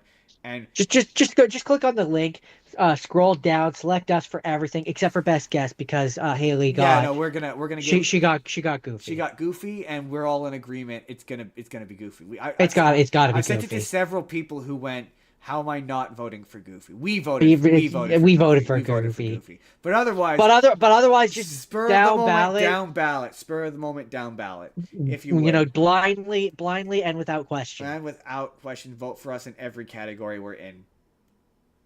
Do it. Thanks. Do it. It would help Do us it. out tremendously. All 300 of you, 325 of you. And also, before we jump into the topic of the day, this is an important juncture to remind you that we still need a 400 Uh, subscriber. sorry, I have to interrupt you just to give this startling news. You said 325. We're at 330. Oh, did I say 320? I meant 330. Sorry. I knew it was 330. I don't know why I said 325. I don't Um, know why you did either. I knew it was 330 because I checked it this morning. We're at 330, which means we are well on our way to 400 subscribers, and we need a 400 subscriber milestone achievement. Me and Jordan have some ideas. We want to hear your ideas. Tell us your ideas Tell us in the that you want comments. Justin to be zapped by an electric bug zapper. Don't tell us that because I will Tell not us do that. that. Justin wants to do that. I will He just needs the not be right doing that. motivation. Someone shamed us for not wanting to chug hot sauce, and I don't want to chug hot sauce. I will eat it off of a spoon though, directly. I'll eat a big spoonful. I don't want to chug it though. I specifically don't want to chug that hot sauce. It wasn't even ignoring the spiciness, didn't taste It didn't taste to what except I would like. didn't taste exceptionally great. No, no. I'd much rather Not for me. like baste a chicken wing and eat that Yeah, or something. or We'll think of something. something. But that's coming. That's We coming. might We we, get we might slip some of that lemon extract in there and have no. We're Justin not. We're not. Justin eat that. We're not doing that. But that's We coming. might do we might We do get that. we get more powerful every single day. And once we achieve full power at 400, we will be well on the way to 500. And just a reminder, 500, I will eat a habanero pepper at the end of the stream. At 500. And I won't because I don't like the And texture of then peppers. at 1,000, um, yeah, but the thing is, when that happens, that will be it. It will have to be at the end of the stream. That's not going to be because I will be in utter agony. It will be very painful. So it will have to happen at the end of the stream. And But when we hit 5,000, we'll track down a ghost pepper, an actual ghost pepper, and Justin will eat that. I will consider it. No, ghost pepper is probably going to be closer to 500,000. At 500,000, I'll find a No, way to. that's the Carolina No, Reaper. Carolina Reaper is 1,000,000. I've already committed to that. That's 1,000,000. No, a million is the Carolina Reaper hot sauce. At 1,000,000. And then at 1,000, we're going to do a hot ones. We're going to film a hot ones. That's all coming. It'll happen. But you have to subscribe in order for that to happen. It's the only way it happens. Is if you subscribe to us. Do it. Do it. Execute Order 77. Execute order, hit that subscribe button. So yes, today's episode, the topic of today's episode is the return of Big Twist, What a twist. which is a topic I came up with midway through our mystery special. And it's a very simple game, Jordan. You have What to a twist. you have to there's a big twist. What But a twist. to part of today's game, Jordan, is do not tell me the twist if I don't already know it, and then I will attempt to guess the twist without giving all the details you have given me, and you will tell me whether or not I am correct, and you will do the same thing. Okay. All right. Okay. Moving on. All right. Okay. All right. Okay. All right. So the first movie of the rapid fire batch, have you heard of a movie called Side Effects? I have not. Good. That means that the first one you get to guess. All right. So in this movie, there is I missed that. Sorry. There's okay, so I got to try and do this without giving away anything.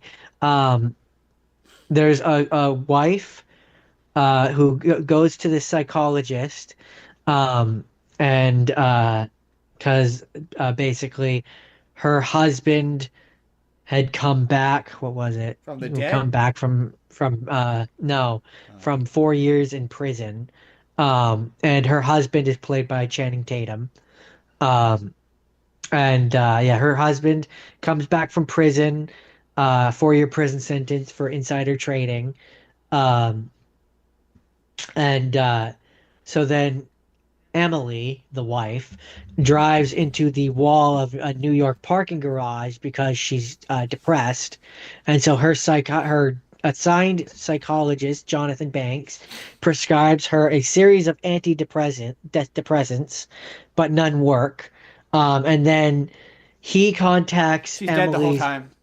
He no, Oh, you're wrong. oh. He contacts Emily's previous psychiatrist, Victoria, who He's dead has her the whole time. practice.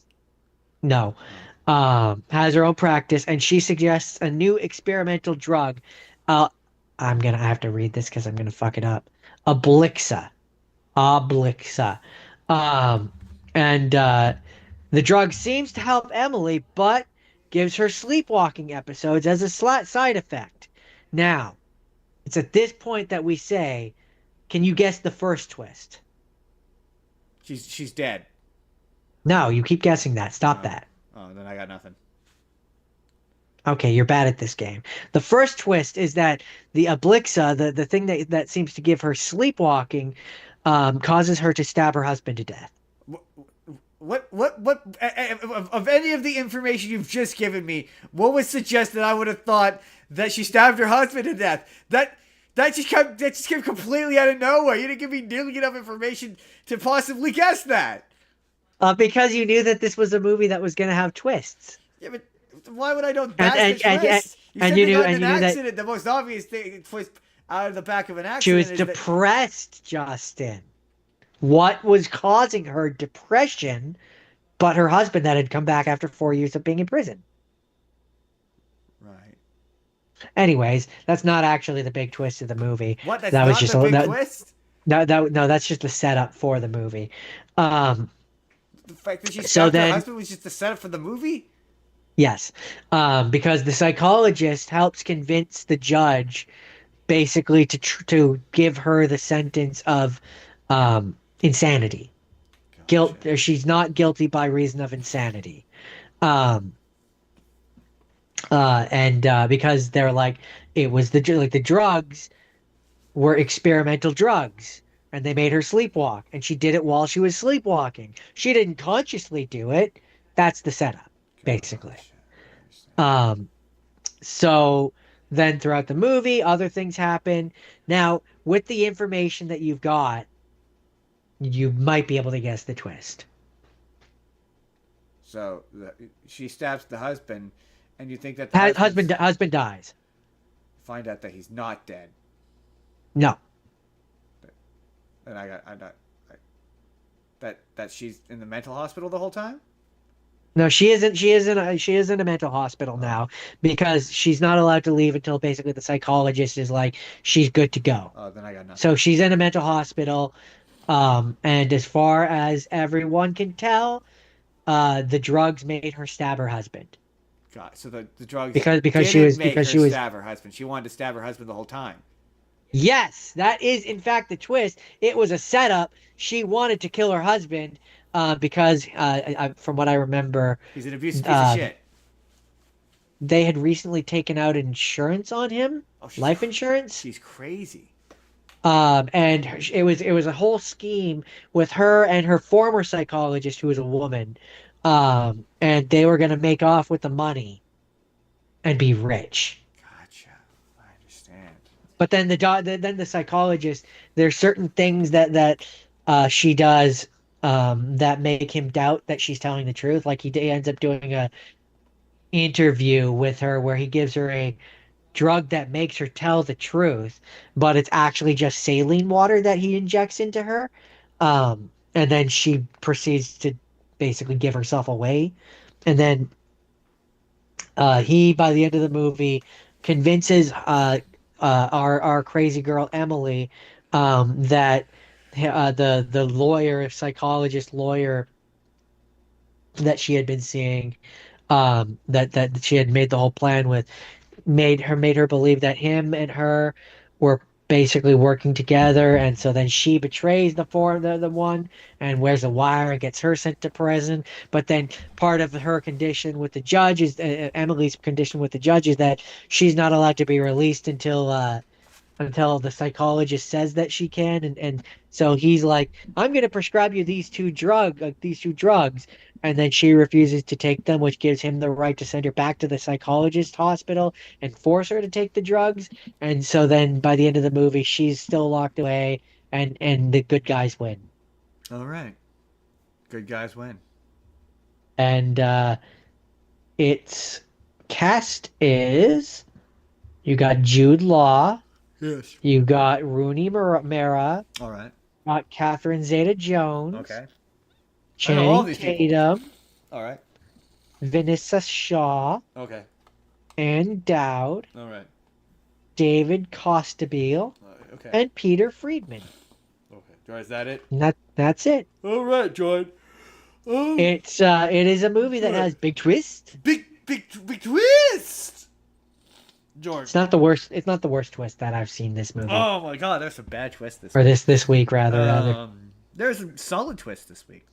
There are some solid ones. Okay. My next one is not one of those.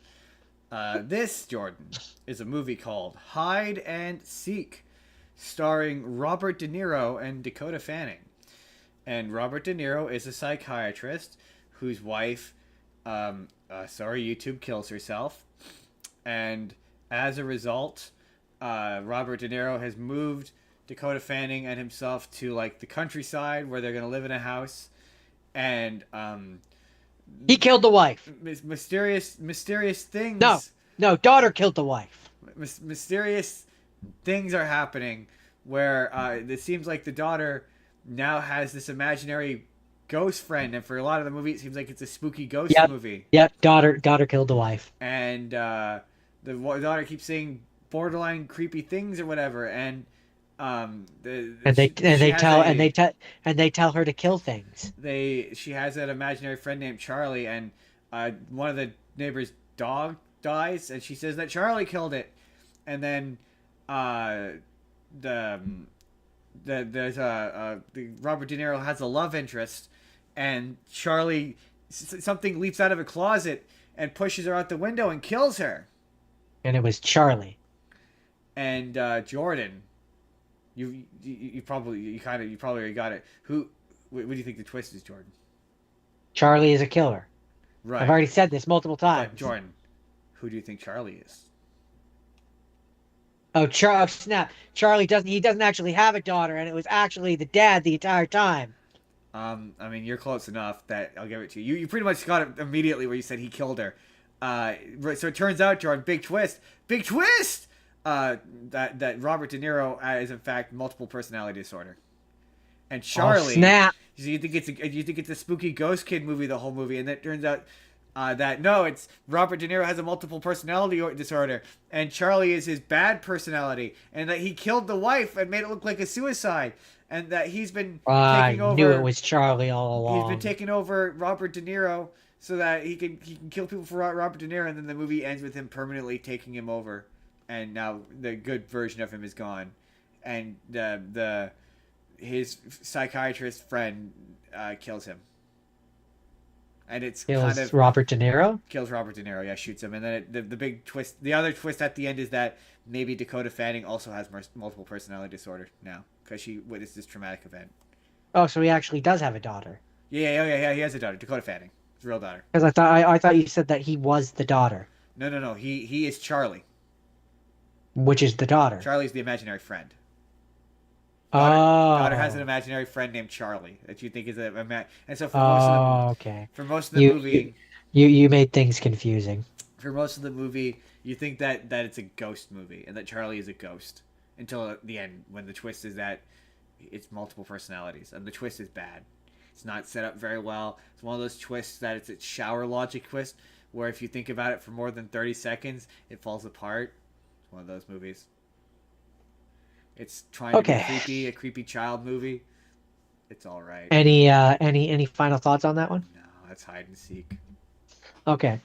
Justin, have you heard of the movie Fractured? No. You did see me watching it though. And Probably. I did tell you the twist already. Did you? I don't remember. Okay. Fractured. I mean, to be fair, it's a really obvious twist. Like a really The wife is obvious dead the whole twist. time. Yes, in That was this it. instance, she is. That was it. Um, her and the daughter. Dead the whole time. I mean, not the whole time, but most of the time.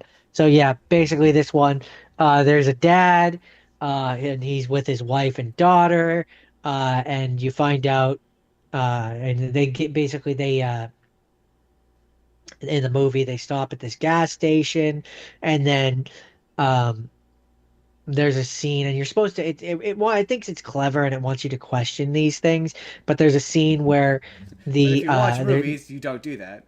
there's a scene where the dog is slowly moving towards the little girl and she's moving towards the edge of a construction site, and uh the dad throws a rock at the dog to try and scare it off, and the girl falls back. The dad goes and tries to jump and save her, and then we wake up and he's sitting up, and it does this moment where like the wife is yelling or whatever, holding the girl and yelling and everything. You know those scenes where it plays the loud ringing noise and like it zooms on his Oh yeah, face. yeah, yeah. So you know that what like if you know anything about movie making, you know that anything that happens after that point is subject to question. Yep. You know that after that point something happened to the wife and daughter, Yep. and he can't handle it, If you watch and so movies, they don't exist anymore. So I know this. I've seen enough movies like this. I'm paying attention to the fact that nobody's reacting to what the wife is saying. yeah. They're only reacting to what he's saying. So like it's pretty easy to peg fairly early on what the twist in this movie is. So over the course of the movie, he ends up going back into the waiting room because the doctors took his wife and daughter so his daughter can get a CAT scan, and then he goes back up to the desk and oh whoopsie poopsie, what daughter, what wife, what are you talking about? Nobody knows what he's talking about. And he slowly devolves into madness as he's like they came with me, yada yada yada yada yada yada yada, and it ends up with a point near the end of the movie where he has come back to the at one point he talks to like a psychologist doctor at the hospital or whatever, who like gives her suspicion as to what happened, where it's like, yo, you were angry with your wife and child, there was no dog, you threw the rock at your daughter and she fell, and then you made your wife disappear, and you find out that he had a first wife and a daughter who died in a car crash accidentally, and so the psychologist thinks that basically he's gone crazy. And then it hits a point in the movie where they go back to the construction site to look for the wife and daughter, and you see the dog, and he points it, like he's like they're like the dog. The construction or the psychiatrist is like, just because the dog is real doesn't mean what you think happened. Um, he goes back to the hospital, ends up going down to the basement where he finds his wife and daughter, who are tied up, or the wife is or the daughter is on the examination table because it looks like the doctors and stuff are trying to harvest her organs and steal her organs. And the wife is tied up. He saves them.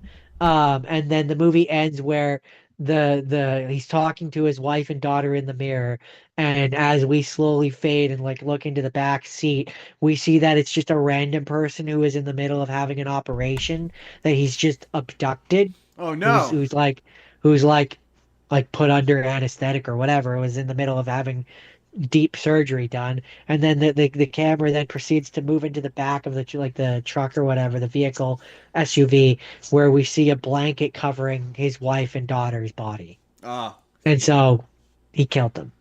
Oh.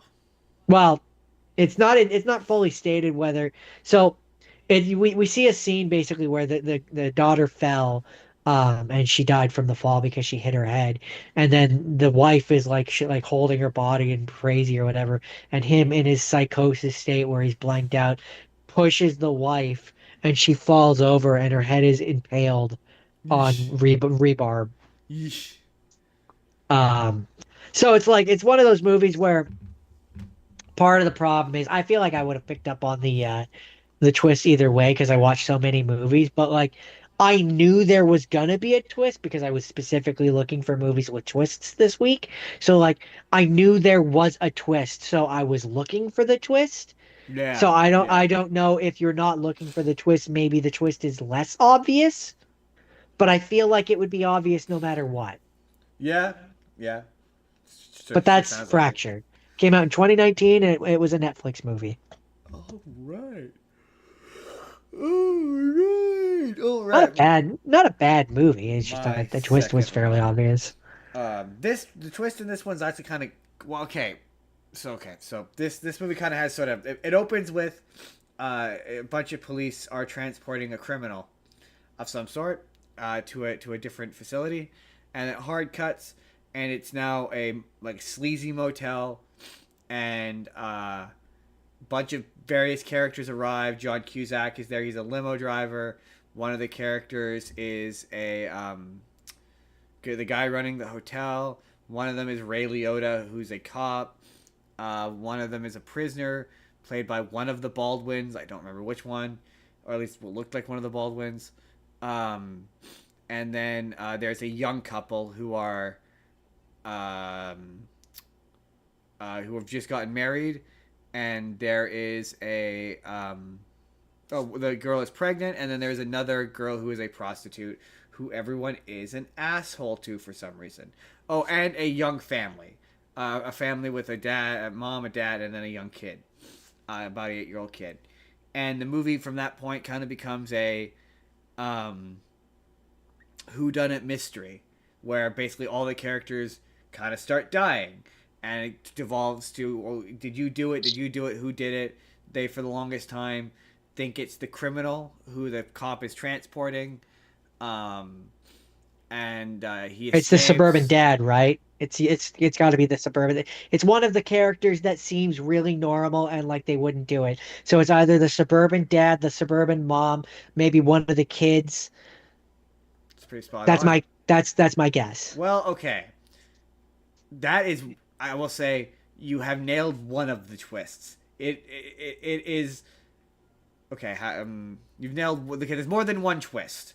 You're not gonna guess all of them, so I'm gonna give away. I'm gonna have to give away all of them. So the first twist is the girl, the young couple. She's not actually pregnant. She just said she was Okay. pregnant to get the guy to marry her. That's twist number one.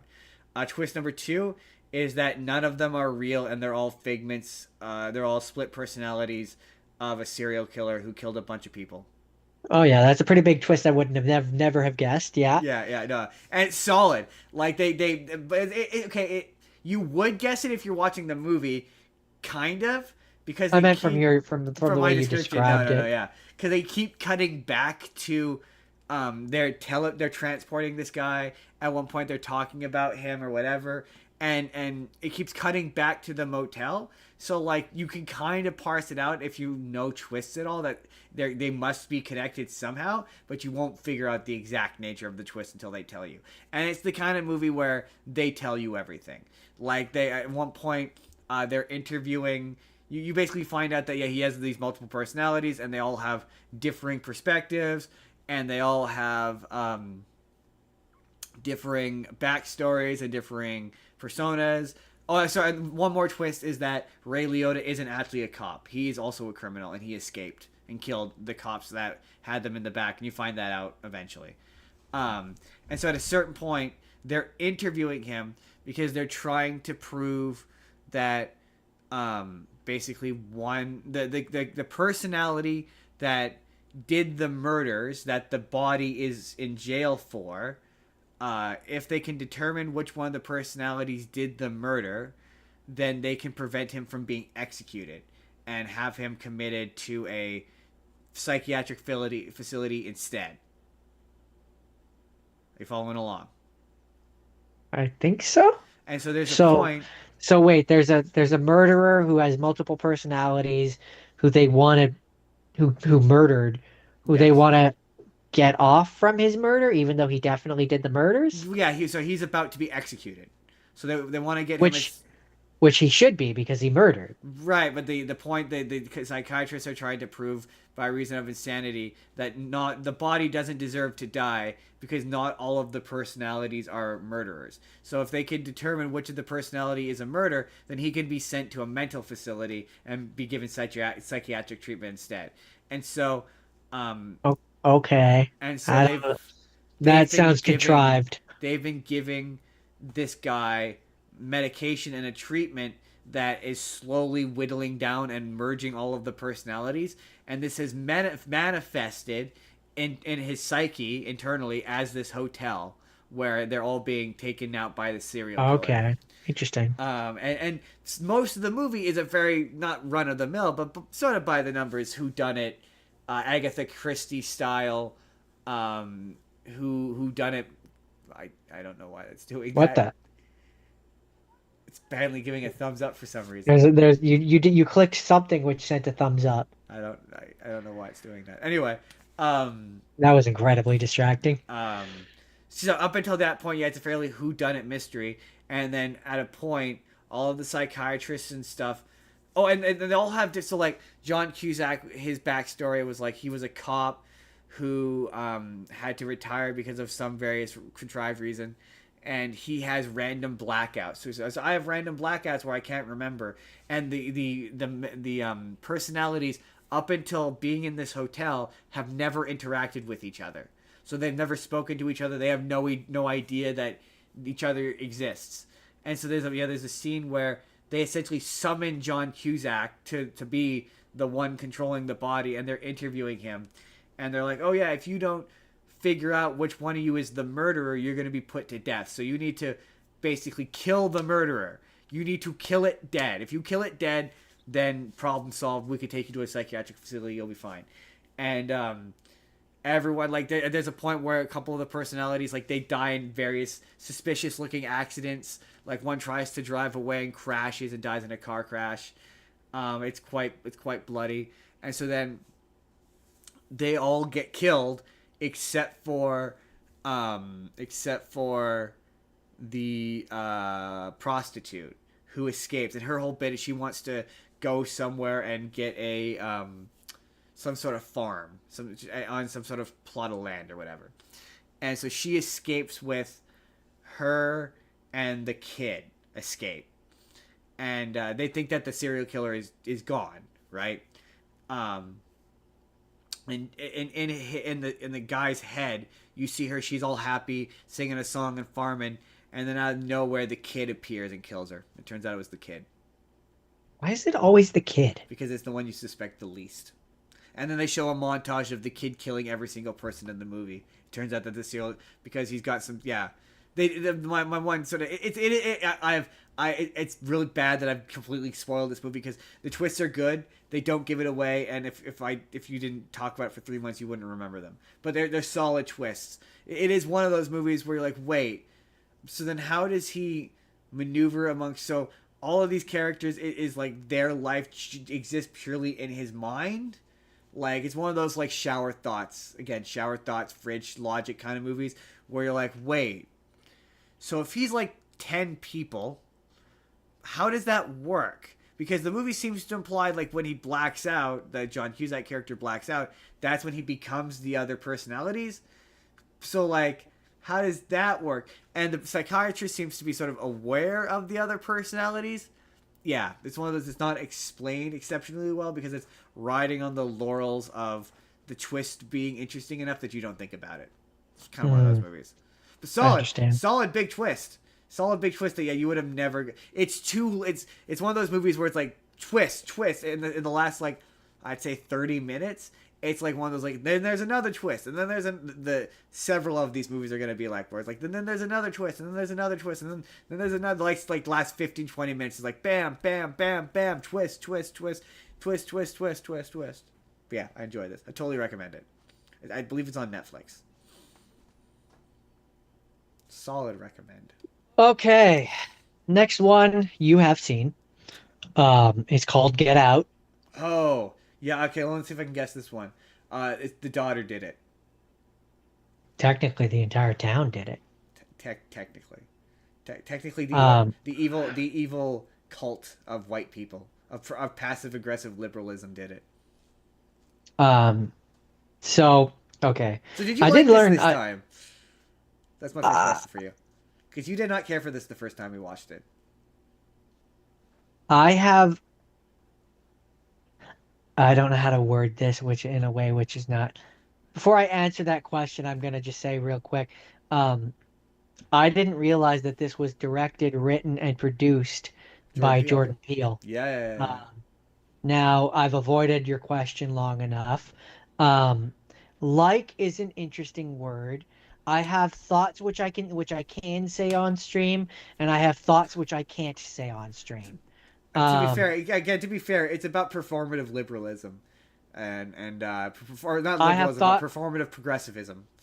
I have thoughts that I can say I on will. stream, I would vote and for Obama for a third term if I could. and I have thoughts that I can't say. So we'll just talk about this movie. Uh, To be basically, fair, Max and Jake also my, hate my this movie, so you're not in lone company there. it's hate is it's unbelievable for reasons which I can't say without getting myself in trouble. But suffice it to say, I think this movie would make more sense if perhaps it was reversed. Well, no, it's because the people in the cult, they want the physical desire of what they believe to be physically desire. Like in the case of man, Stephen Root is in a lot of movies this week, but Stephen Root, the guy who wants him for his eyes, he doesn't care that he's black. He just wants his eyes. So it's Right. And I'm saying that's the unbelievable part. what that he would want his eyes, or that he wouldn't care about the No. race thing. No, but that's kind of Yes. that's That, the well, idea though. this Is is that this is this is what I'll say is I can tell who this is written by, and it comes across in the thing, and it's just yeah, it's it's the idea is it's unbelievable. supposed to be it's supposed to be taking a crack at passive aggressive white people who make comments which they don't realize are racist. It's supposed to be a statement about them. Anyways, so yeah, You can in argue this its movie, effectiveness or not. I'm just saying. in this movie, my man is convinced to go and visit his girlfriend's family, and they all are part of a community where they take the brains out of their, and that's not even just talking about the fact that it makes no Oh, the sense. mechanics. No, that's the number one thing I remember about this is I was like, I remember I appreciated it more the second time because it felt better explained. But I remember the first time I watched it It's not being better like, explained. the mechanics of this don't make any sense. So it's For one thing, surgery that's not and it's magic. for one thing, that's not how hypnotism works. No, it's not how Hypnotism hypnotism works. can't force you to do something that you don't already want to do. It Or certainly doesn't that put you're you. not already It willing to certainly do. doesn't. It certainly doesn't put your mind into a deep, dark black No, hole where you can see everything out of your head. That's not real. That doesn't. it can't force you to do anything you wouldn't already consent to, basically. Yeah, exactly. But yeah, Um, it can make you do things that might surprise you, but it won't. You can't do anything you wouldn't already do. um, and so yeah, the big twist is that the family and The neighbors and immediately everyone suspicious takes family. brains out of their heads and puts it into black people. I think to be fair, I think the fact that they're suspicious or they're creepy is not supposed to be the twist. I think the twist is supposed to be that she I is think in they're on both. it. I think they're both supposed to be the twist. Because the fact that she's in on it, I will say, is reasonably clever. Reasonably, reasonably, reasonably. But then yeah, the brother shows up and he's immediately suspicious. It's like, yeah, I'm gonna take your brain, Um. I'm gonna put it in a. So when you say, "Did I like the movie?" Eh, I neither like it or dislike it. Was it a I good don't twist?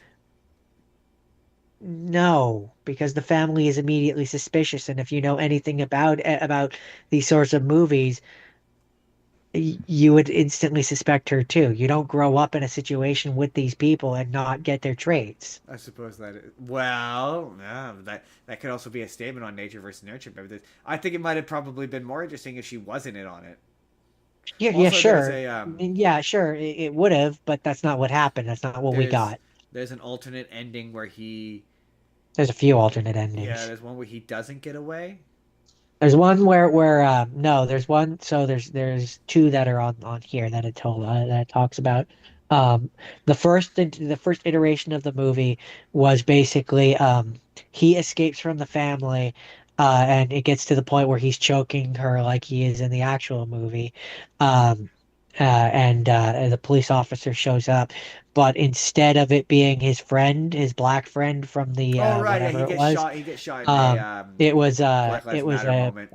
yeah, it was a white police officer who shoots him and then takes him to jail. And it was supposed, yeah, it got changed because of all the controversies and stuff that Yeah, had been happening at the time.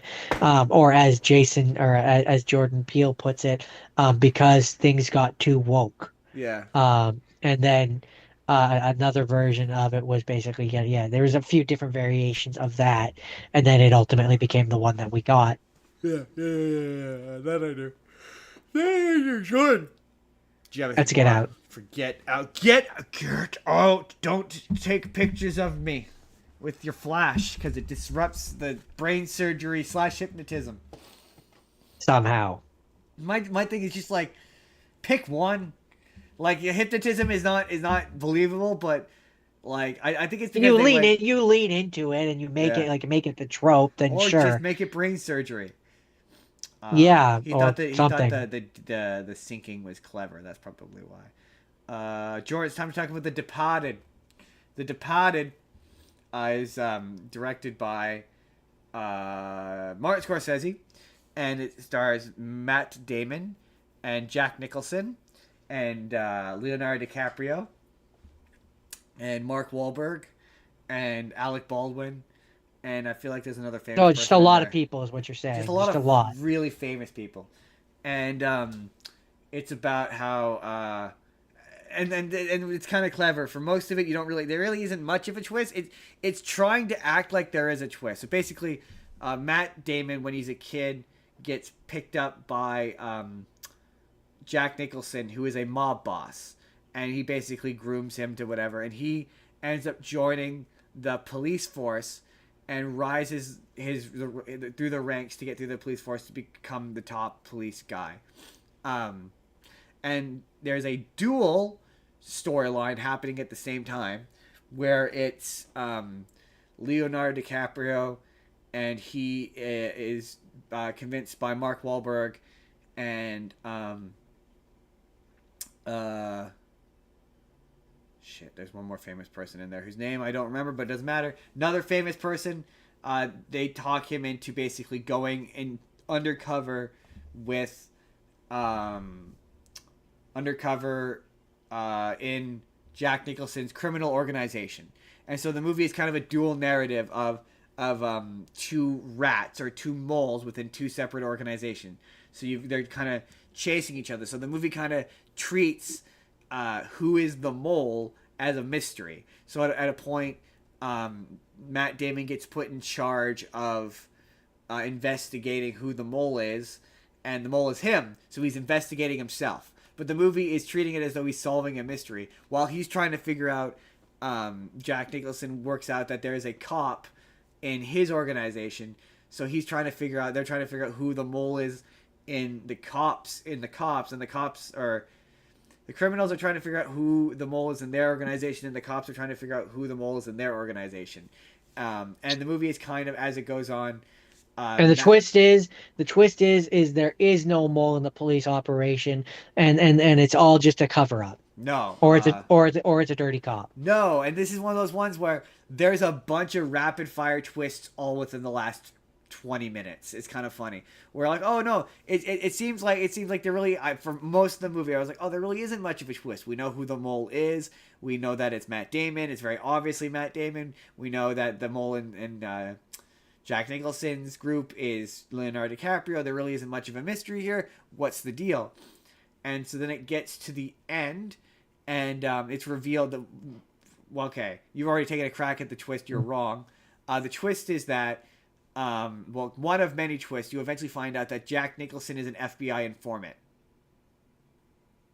Okay. And he's So he's like a super mole. yeah. So he's giving criminals who would have gone to jail anyway up to the FBI, and so Matt Damon finds out, and he confronts Jack Nicholson, and he ends up killing Jack Nicholson, who is fucking great in this movie, by the way. This movie's genuinely really good. Like, it's honestly really good, but he's really good in it. So he finds out, yeah, that he's an informant. So he kills Jack Nicholson, and he makes it look like he confronted Jack Nicholson, and Jack Nicholson finally gave himself up, and he had to defend himself.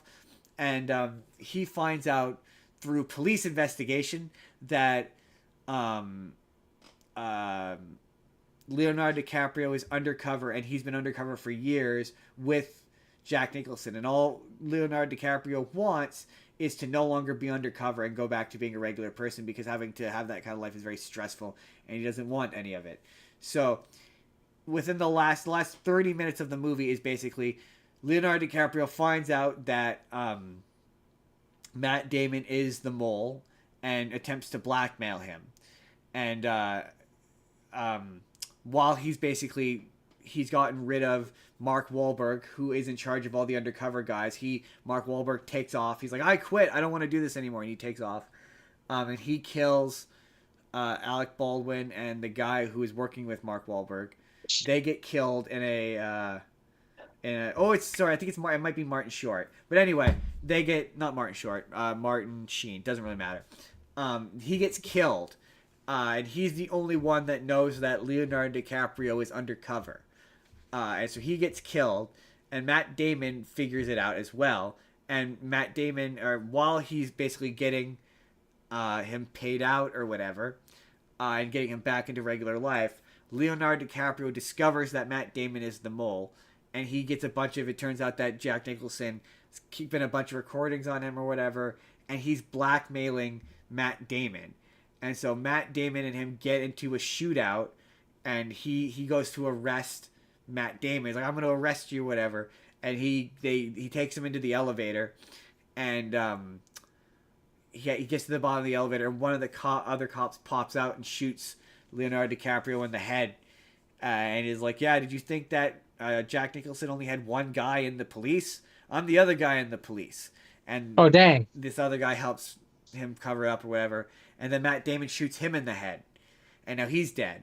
Because Matt Damon, with Jack Nicholson gone, he's trying to basically destroy every single connection that connects him to Jack Nicholson. And as one does. He goes to the funeral of the Leonardo DiCaprio character. He's like, oh, I want to recommend that he gets this big award or whatever. And you think he's got away with it. And you're like, oh shit, he got away with it. He was the bad guy. The bad guy got away with it. And he goes to go home. And the entire movie, Mark Wahlberg has been a dick to him. He's been like, I think there's something about you, and I don't like you, and I like this. And he opens the door. Mark Wahlberg is standing there, silently, like wearing like plastic all over his clothes to prevent blood, and he shoots him in the head. He's like, mother, and he shoots him in the head or something to that effect. He's like, come on, man. Basically, yeah. Then Mark Wahlberg shoots him in the head, and turns out he was also dirty, the whole movie, and that's kind of Mark Wahlberg has been in charge of he's basically he's painted as being like obsessed with Jack Nicholson and being Jack Nicholson's nemesis, basically. And so he turns out he also worked for Jack Nicholson, and he's trying to cover up the fact that he worked for Jack Nicholson. And apparently this is based on a Hong Kong action movie, and there's like 4 of them in China. Interesting. And I quite like this movie. Interesting. It's a little long, and it drags a little in the center. And there's a couple of moments where, like at one point, Ben Affleck is, or not Ben Affleck, Matt Damon is dating this psychiatrist who also coincidentally is cheating on him with Leonardo DiCaprio. Big twist. That's it. That's The Departed. Okay. All right. Okay. All right. So. The next one that I watched is a movie called Missing. Now, before I begin to talk about this movie, you watched the movie Searching, right? The one that has this is the next one. This is not. Well, it's not a sequel, but it's like it's not. It takes place in the same world, basically. Yeah, it's the same style of like it's over. I want to watch this. It's described as a standalone film in the universe, so it's in the same world. I actually do want to watch this because I was gonna say, I think you want to watch this, so I don't want to give away too much. Yeah, fair. So I'm going to talk about this in more generalities and less plot-specific details. That makes sense. So what I will say is I didn't realize when I chose this one, I didn't realize that it was not a sequel, but you know what I mean. Companion piece? A companion piece, a successor, if you will. I didn't realize that. And so as I was watching this, This I seems familiar. actually, yeah, well, I actually had the thought to myself, I was like, oh, this is like that other one. I couldn't remember what the name of it was, but I was like, this is like that other one. It's in that This same style. feels It's familiar. kind of cool that there's more of these now. There's a burgeoning category of these now. And then yeah, I found out now that it's made by the same people, and I'm like, oh, well, that explains that. But Explains so much. if you liked the first one, you'll probably like this Is one. it as good a twist? Um, I don't remember the twist in the first one. The first twist in the first one was spoiler alert for Searching. Seriously, plug your ears. That's a good movie. Go watch it. Okay, you watched it. You come back now. It's that she was alive the whole time. The daughter was right, right. Yeah, this one's twist as good. Yeah. Um, yeah. I think so. Neat. I think they do a good job. Again, without Neat. giving away too much. They kind of yet again they go in one direction and they kind of spend a good amount of time making you think it's going to go in that direction, and then it goes in a different direction. Neat. That's the most I can say without spoiling. But I liked it. We'll have to find a reason to a way to get you to watch it Yes. Yes, before we I will. forget it, so that we can actually Yes. have my thoughts. Yes, we will. Maybe maybe within the next week or two we'll think of an excuse. Wink your Who face. knows? Wink. Wink your face. But that's missing. Wink your face. All right. My next one. I don't know. You have seen this, but I don't know if you remember it. We watched it. This is always going to be the movie with Neil Patrick Harris's weird sex face, and that is Gone Girl, I recognize the name. starring Ben Affleck and Rosemary Harris, I think her name is, and Neil Patrick Harris, in a scene where he makes a weird sex face, and it's really funny. Um, it's about Nick. Ben Affleck plays a guy named Nick, and his wife has disappeared. And boy, howdy, does it look like he murdered her. And him and his lawyer, played by Tyler Perry, and his sister are trying to figure out what happened to her. And she has left him a scavenger hunt of various things, and it's all backstory is all told through the perspective of her journal, and it's based on a book by Gillian Flynn, and she wrote the screenplay. Jordan, do you have any idea? Do you remember what the big twist of this is? Not specifically. Well, the big twist, Jordan, is that big twist turns out that she actually isn't dead. She is alive and is a total psycho. And she had grown dissatisfied in her marriage and found out that he was cheating on her. And so she decided to frame him for murder. And so she has made it look like he killed her. And she has moved into this neighborhood or whatever. And a huge chunk of the movie is the backstory of like how she managed to get away with this plan. You find out that all the journal entries are fake, and that he isn't as bad as she's made him out to be. But we really never find out like exactly what he's like, because they never really elaborate on it. She gets robbed by her neighbors and ends up having to go back, or she ends up running into Neil Patrick Harris, who plays an ex boyfriend. Um, and she sees, basically Ben Affleck kind of starts to piece together that she might not actually be dead when he follows the scavenger hunt, and the final clue basically leads him to the sister's garage, where like she's basically been framing him by buying a bunch of shit with credit cards and making it look like it was him. And so all the stuff that was bought with the credit cards is at the sister's place, and they I can't remember. Basically, she sees him on this talk show and realizes that she still likes him, and that she is in love with the version of him he is when he is effectively groveling.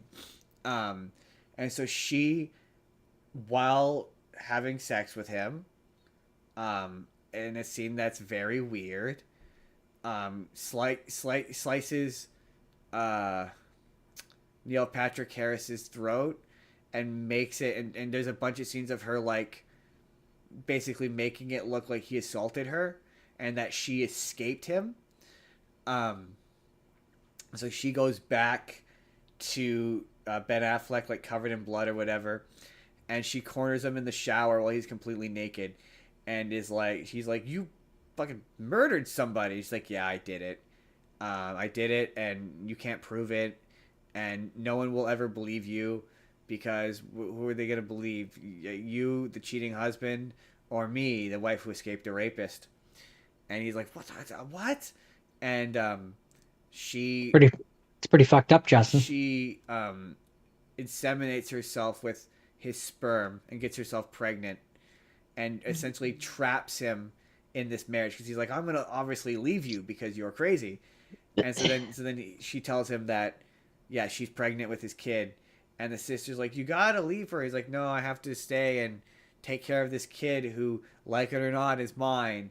And the movie, from my perspective, it's written by it's based on a book which I own, and the book is told through the journal entries that they show in the movie. The book is written through those, so you never, at least I only read about half of it, and you only ever really see her perspective.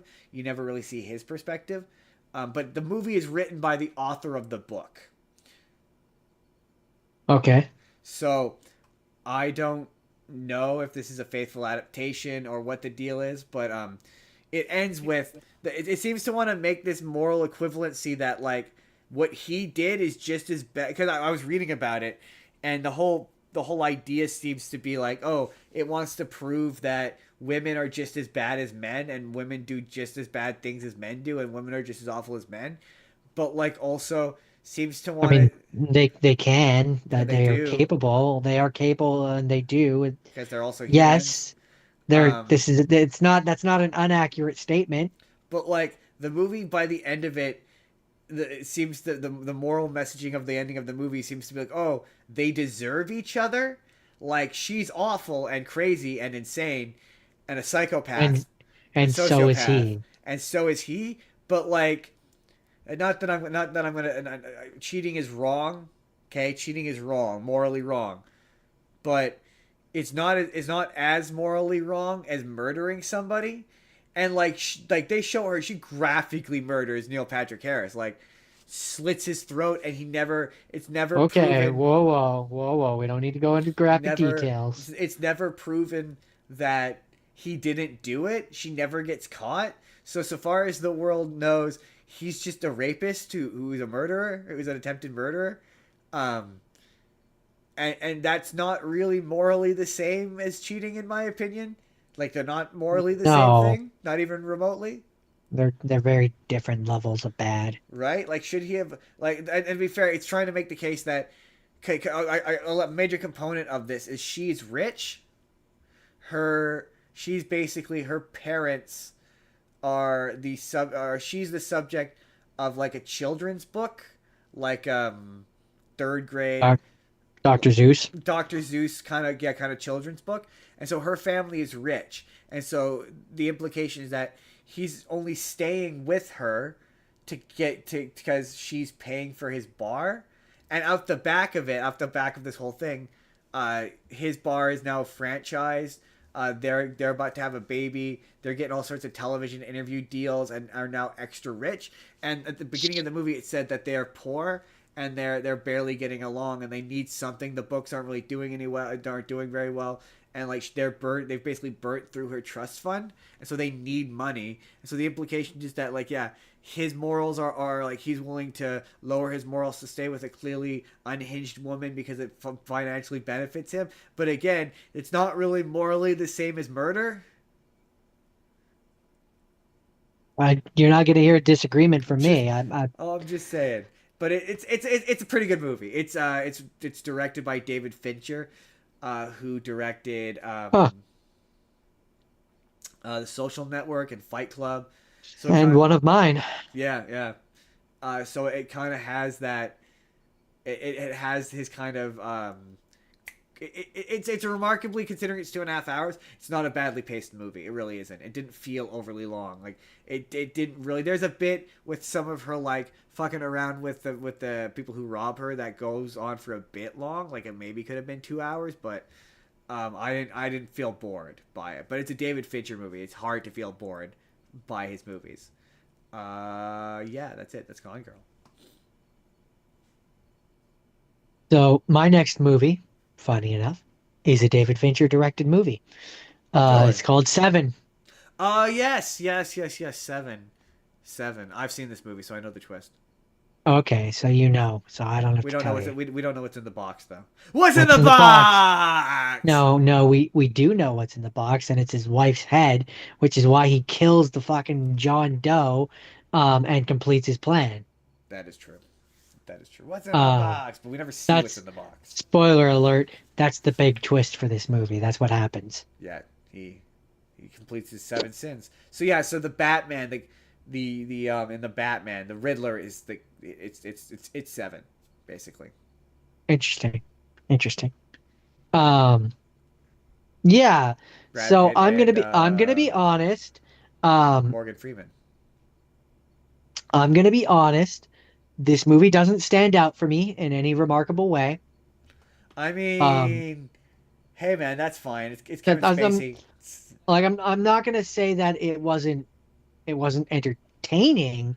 I just didn't really No, it retain did. any of it. In terms of, I didn't realize that was a David Fincher movie. Yeah, no, not my favorite David Fincher movie. I think Fight Club Um, and Social Network are way more interesting. I agree. I Um, just don't think the evil plan is it like it's one of those movies where the twist isn't very interesting and it pretends it's more interesting than it is. no, it's not. The twist is that he got away. He got his. He did it. He did it. He That's did the the twist. thing. Like you're expecting there to be more to like maybe like Kevin Spacey is like his long lost twin brother or a sibling or cousin, or that there's some sort of connection. And I get that the point is he's supposed to be John Doe, and you're not supposed to have anything that makes him identifiable. That's what a person who's going to yell at me for not getting this movie is going to say.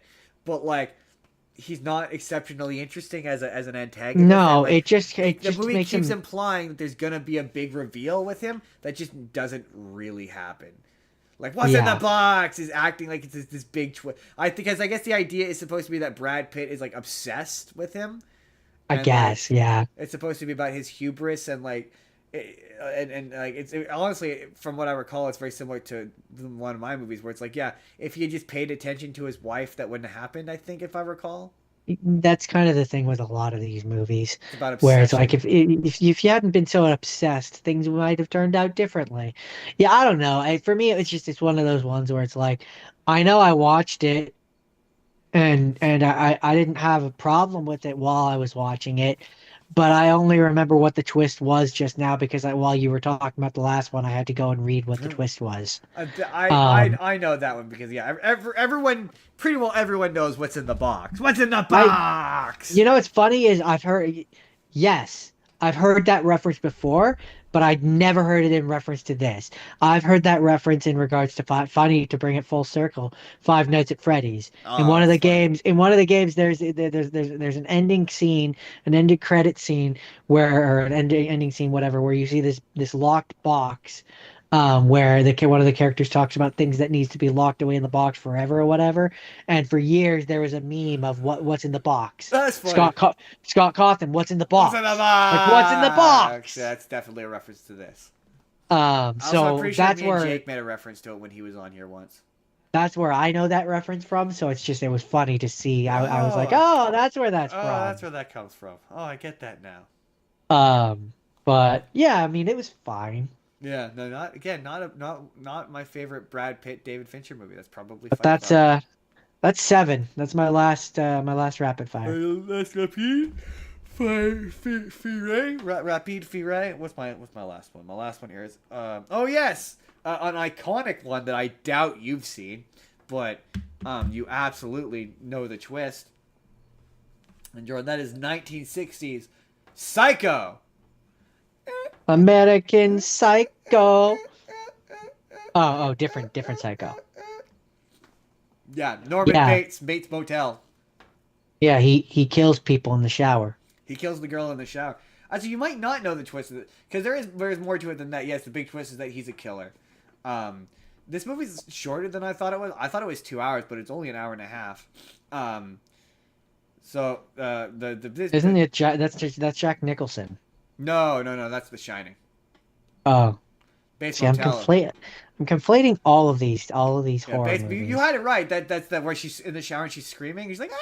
Yeah, Yeah, yeah. The da that's da da da da da da da da da da da da. Yeah, that's da. Psycho. Yeah. Okay. This movie is quite impressive. It's Alfred Hitchcock. I like this movie quite a bit. It is remarkably vile for a movie from the 1960s. Like it is like to put this in perspective, it's kind of, in my opinion, the 1960s equivalent to Terrifier. In that, like, Oh, okay. That it says something. in that, I mean, I'm sure that's probably much more exploitative because I don't think exploitation had really become a thing. Maybe there might be more violent movies contemporarily that I don't know about, but like number one, like it opens with a woman in her underwear, like in a bra and panties in a bed with a man, like I In the like 60s. right, That's right, practically nudity, like that's what I'm saying, yeah. like. That's scandalous. And you read about it, and it was at the time it was very scandalous. Like this movie was a big deal, and like when she gets killed, like you don't actually see her get stabbed, but like it's close and like there's a couple of kills in this that are like surprisingly brutal. Um, so basically, yeah. So this movie is about a woman who is her boss.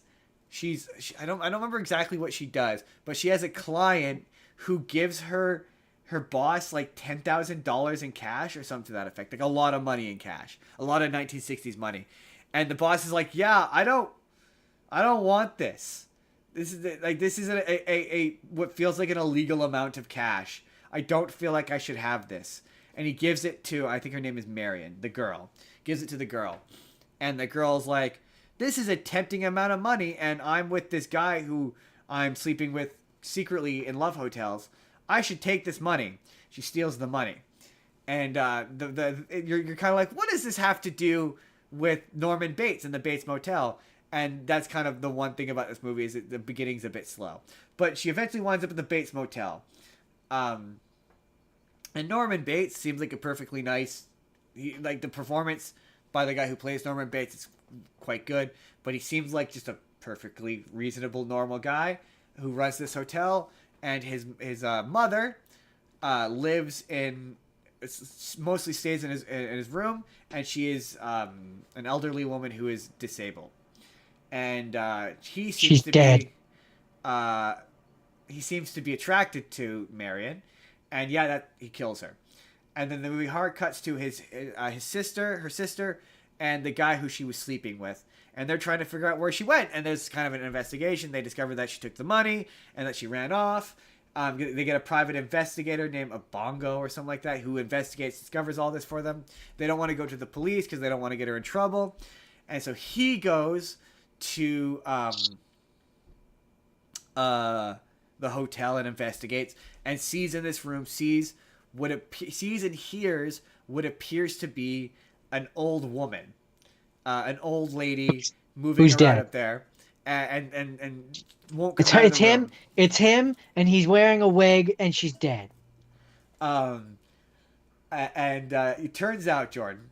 So he eventually go. They eventually the a woman bursts out. A really tall woman bursts out and stabs him and kills him. And they eventually go to the police chief and say what happens. And Jordan, turns out, yeah, you're right. You pretty much got it. Norma Bates has been dead for 10 years. And they go back to the. He's like, you guys need to like leave it alone, whatever. The sister and the boyfriend or whatever go back to the mate's motel undercover as a couple that are married, so they can sneak around and look at the base motel and see if they can find any information about where the sister is. And while they're doing so, the mom leaps out, tries to attack her, and spoiler alert, it turns out that you're right, it's him in a dress. Ha! I knew it.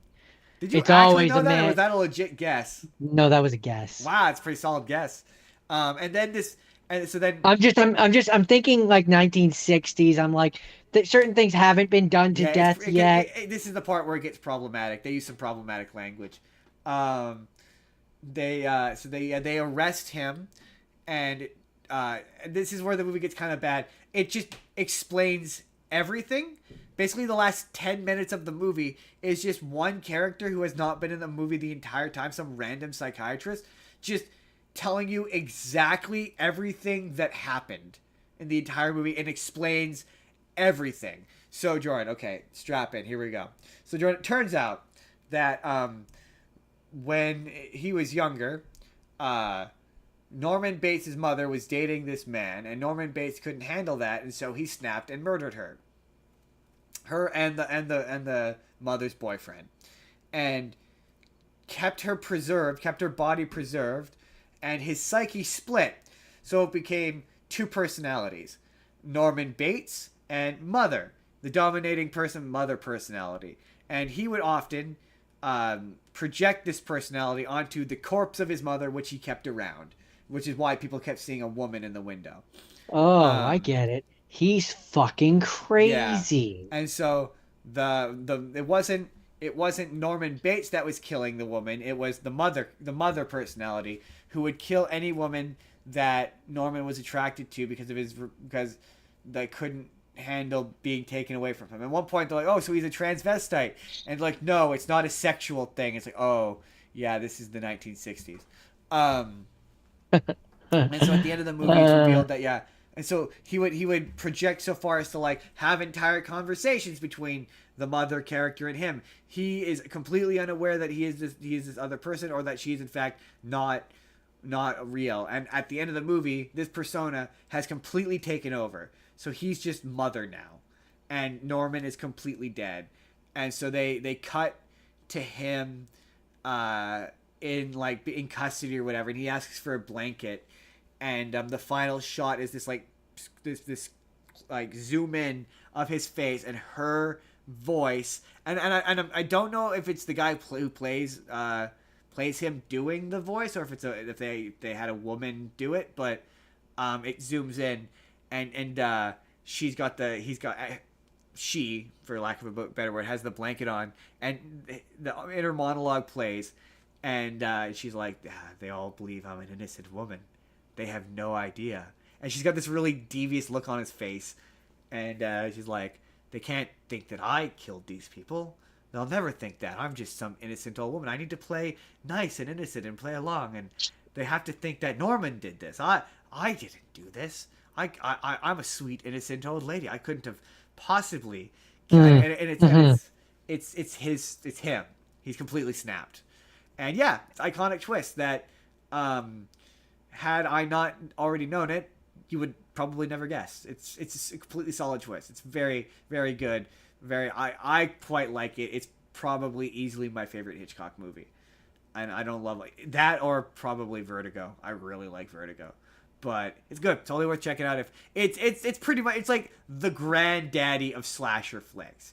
It's basically, it's like there's huge sections of this where he's chasing around people with a knife, where it's like, once again, this is one of those movies where we're gonna have to do another 1960s 70s episode, I think, because like those movies are so worth considering that, like, yeah, man, this is before Freddy, Jason, Michael Myers. This is their granddad. Like, this is the Mm, reason those movies exist, right? mhm. He created a genre, and it's an icon, and it's an iconic It twist. walked. It walked so those could run. Pretty much, yeah. Yeah. Solid on you for guessing, though. Solid on you for guessing the twist. That's Psycho. Eh, eh, eh, eh. Yeah, I just picked I what mean, to I be fair, thought it was is one by of the most today's standards. to be fair, it is one of the most well-known twists of all time. But I'll give it to you. I'll give it to you for guessing. So now we move on to the have scenes. And when you said big twist, of course, I couldn't help but think of what is probably one of the greatest big twists in cinematic history. So I chose the Empire Strikes Back. Now, Justin, you might not have heard of this one. Never heard of This this this movie. might this might be new to you. Star Wars: The Empire Strikes Back. Can you guess what the big twist in it is? I'm gonna guess that the bad guy was the dad of the main character the whole time. What?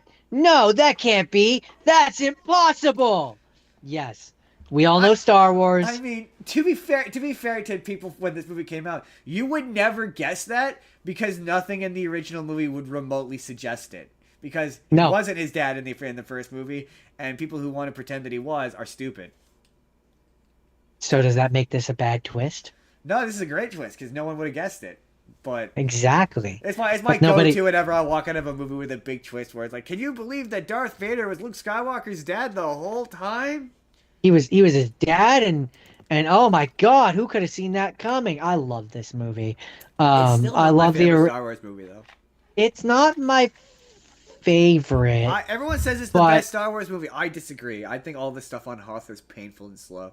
it's not my favorite, but it's up there. I mean, yeah, top five easy. But it's Um, not. In my opinion, the best Star Wars is still first Star Wars. Nothing will ever change. yeah, That. New Hope. New Yeah. Hope is because it's tight, it's simple, it's easy, it's clean. Without it, none of the Simple and rest of the clean. franchise It, exists. it it ends on a high note. Like this really has it does the good job of like it ends on like they need to go. They I all know. is lost moment. They need to go and save the day and really sets up for that third one. But in terms of it being its own thing, like its own isolated story, it is kind of like, oh, Han got captured.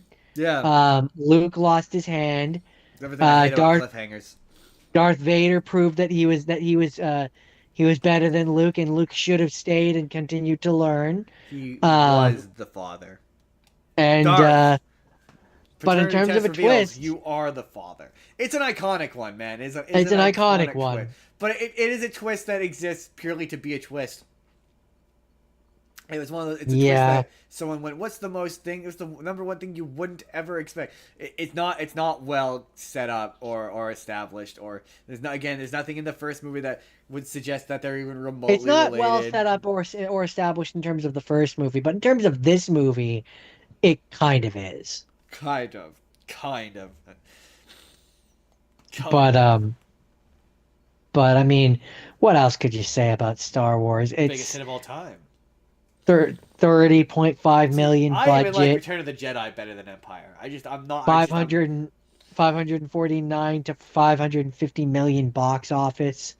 Like it was a killer. No, Massive.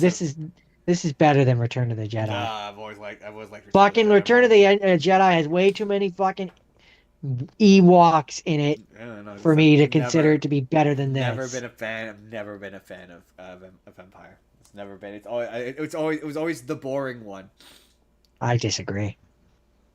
I think compared to the Ewoks kill the third one I disagree. But to be fair, personally. when I'm a kid, I care more about Ewoks than I do about yeah. When I was a kid, I never liked Empire. Never cared Yeah, for it. And in fair my enough. opinion, it's not. It's the sec. It's objectively in terms of filmmaking, probably the second best Star Wars movie. The best Star Wars movie is still the first one. I mean, I agree with that. But I mean, I'm not gonna go do a deep dive of the plot. We don't need to do a deep dive of the cast. We No. all know who was in it. We know who made it. We everybody knows Star Wars, and all I can say is that when I look at what Star Wars has become, and I go back and I watch this, I weep for the current existence of Star Wars. Yeah, I don't because it's the I same. do. It's the same. Not It's much. not. Not much It's has not. changed. It's gone downhill Um. by a lot. Yeah. Yeah. I don't want to get to a 20-minute discussion about We don't have time for a 20-minute how discussion on Star that. Wars has always been largely the same franchise and I know how Star Wars used to be way better and it has gotten substantially no, worse. Anyways, that's The Empire Strikes Back. no, What's your first half scene, Justin? not true. Anyway, What's your first half scene, and am I going to be able to guess the twist? yeah, because you've seen these next two movies. We'll do Glass Onion first. Glass Onion, Jordan. Do you remember the twist in Glass Onion? Wasn't it the brother who did it the entire time? No, that's the first one. Oh, wait, Glass Onion, that's the one where they're on the island, right? Yes. The rich guy did it, didn't Yeah, it he? turns out the rich guy did it. Big shock. Um, I like this movie a lot. It's only real. To be fair, I liked it way more the first time than because there's a lot of this in retrospect that it's agonizing. Um, I've said about television and movies are the same thing. Anything that jams COVID in there fucking sucks automatically. Like automatically. There's so many scenes of characters arbitrarily wearing masks. There's a plot point where that goes literally nowhere.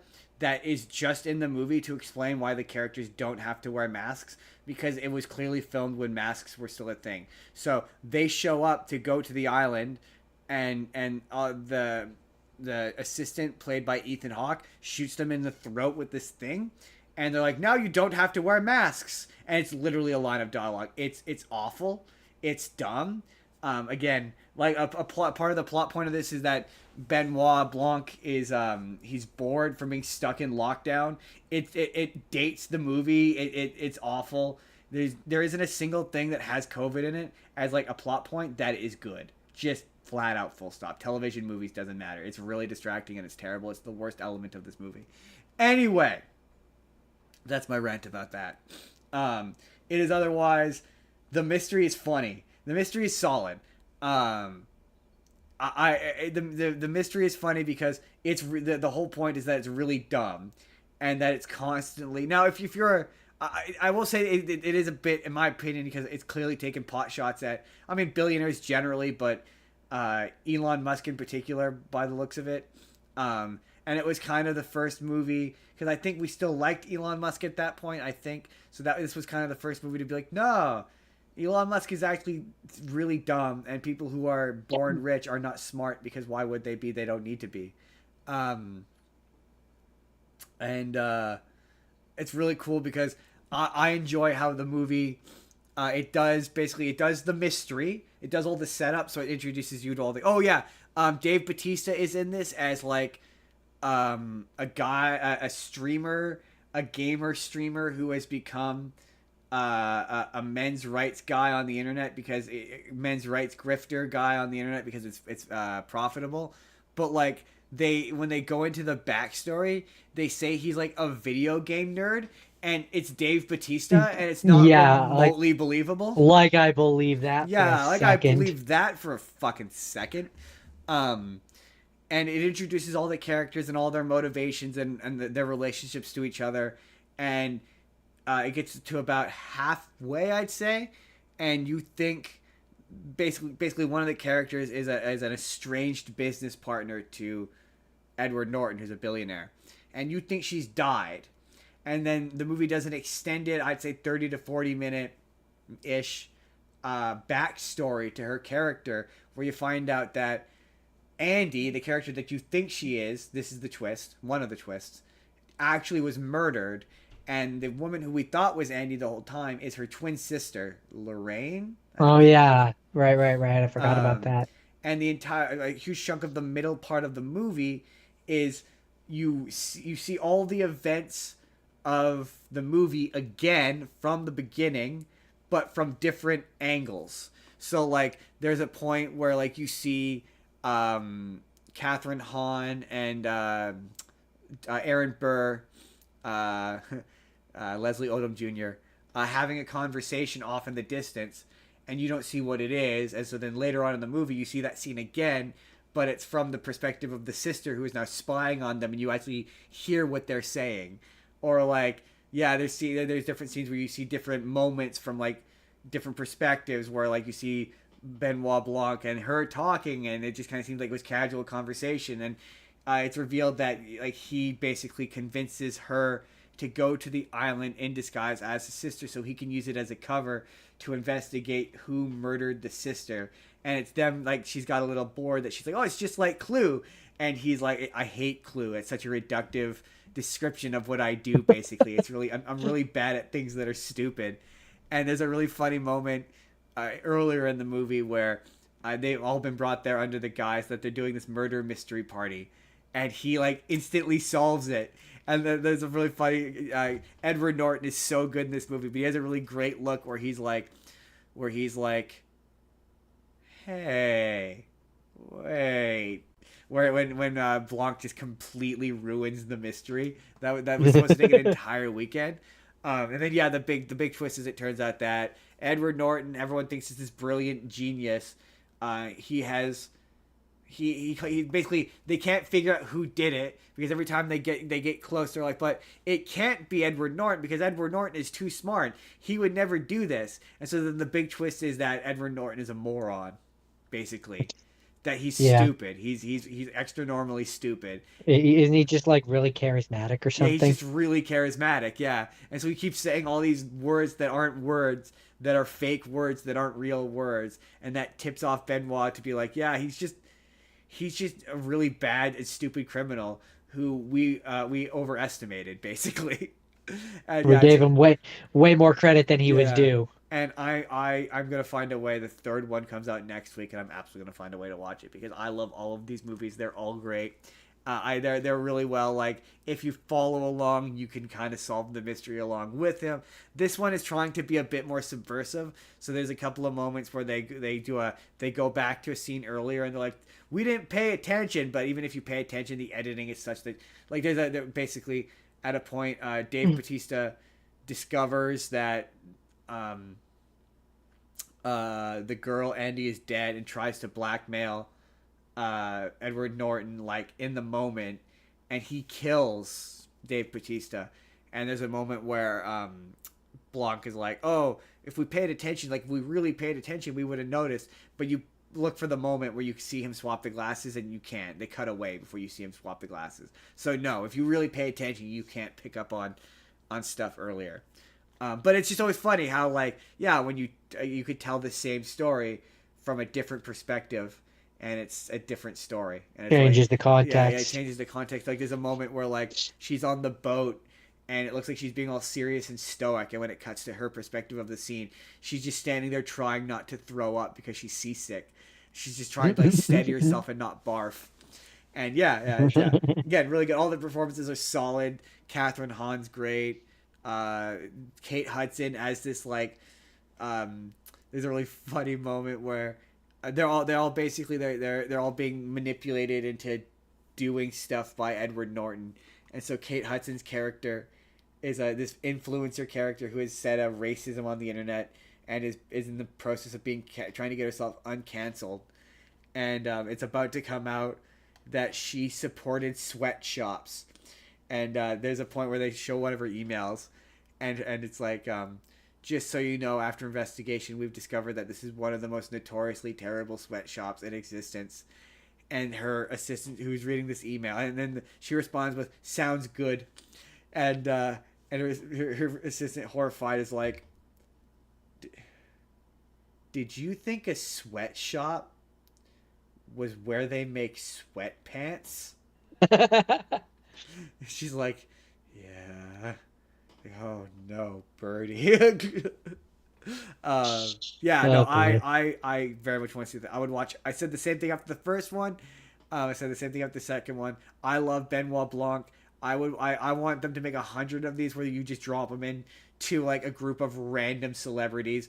I've watched like 10 of these movies. They're all fun. They're all great. And I do really. That's where I'm like the shitty short release window fucking sucks because if it had a larger release window, I'd watch the third one in theaters. Yeah. I'd love to support that, but instead I'm going to watch it on Netflix when it comes to Netflix on the 14th.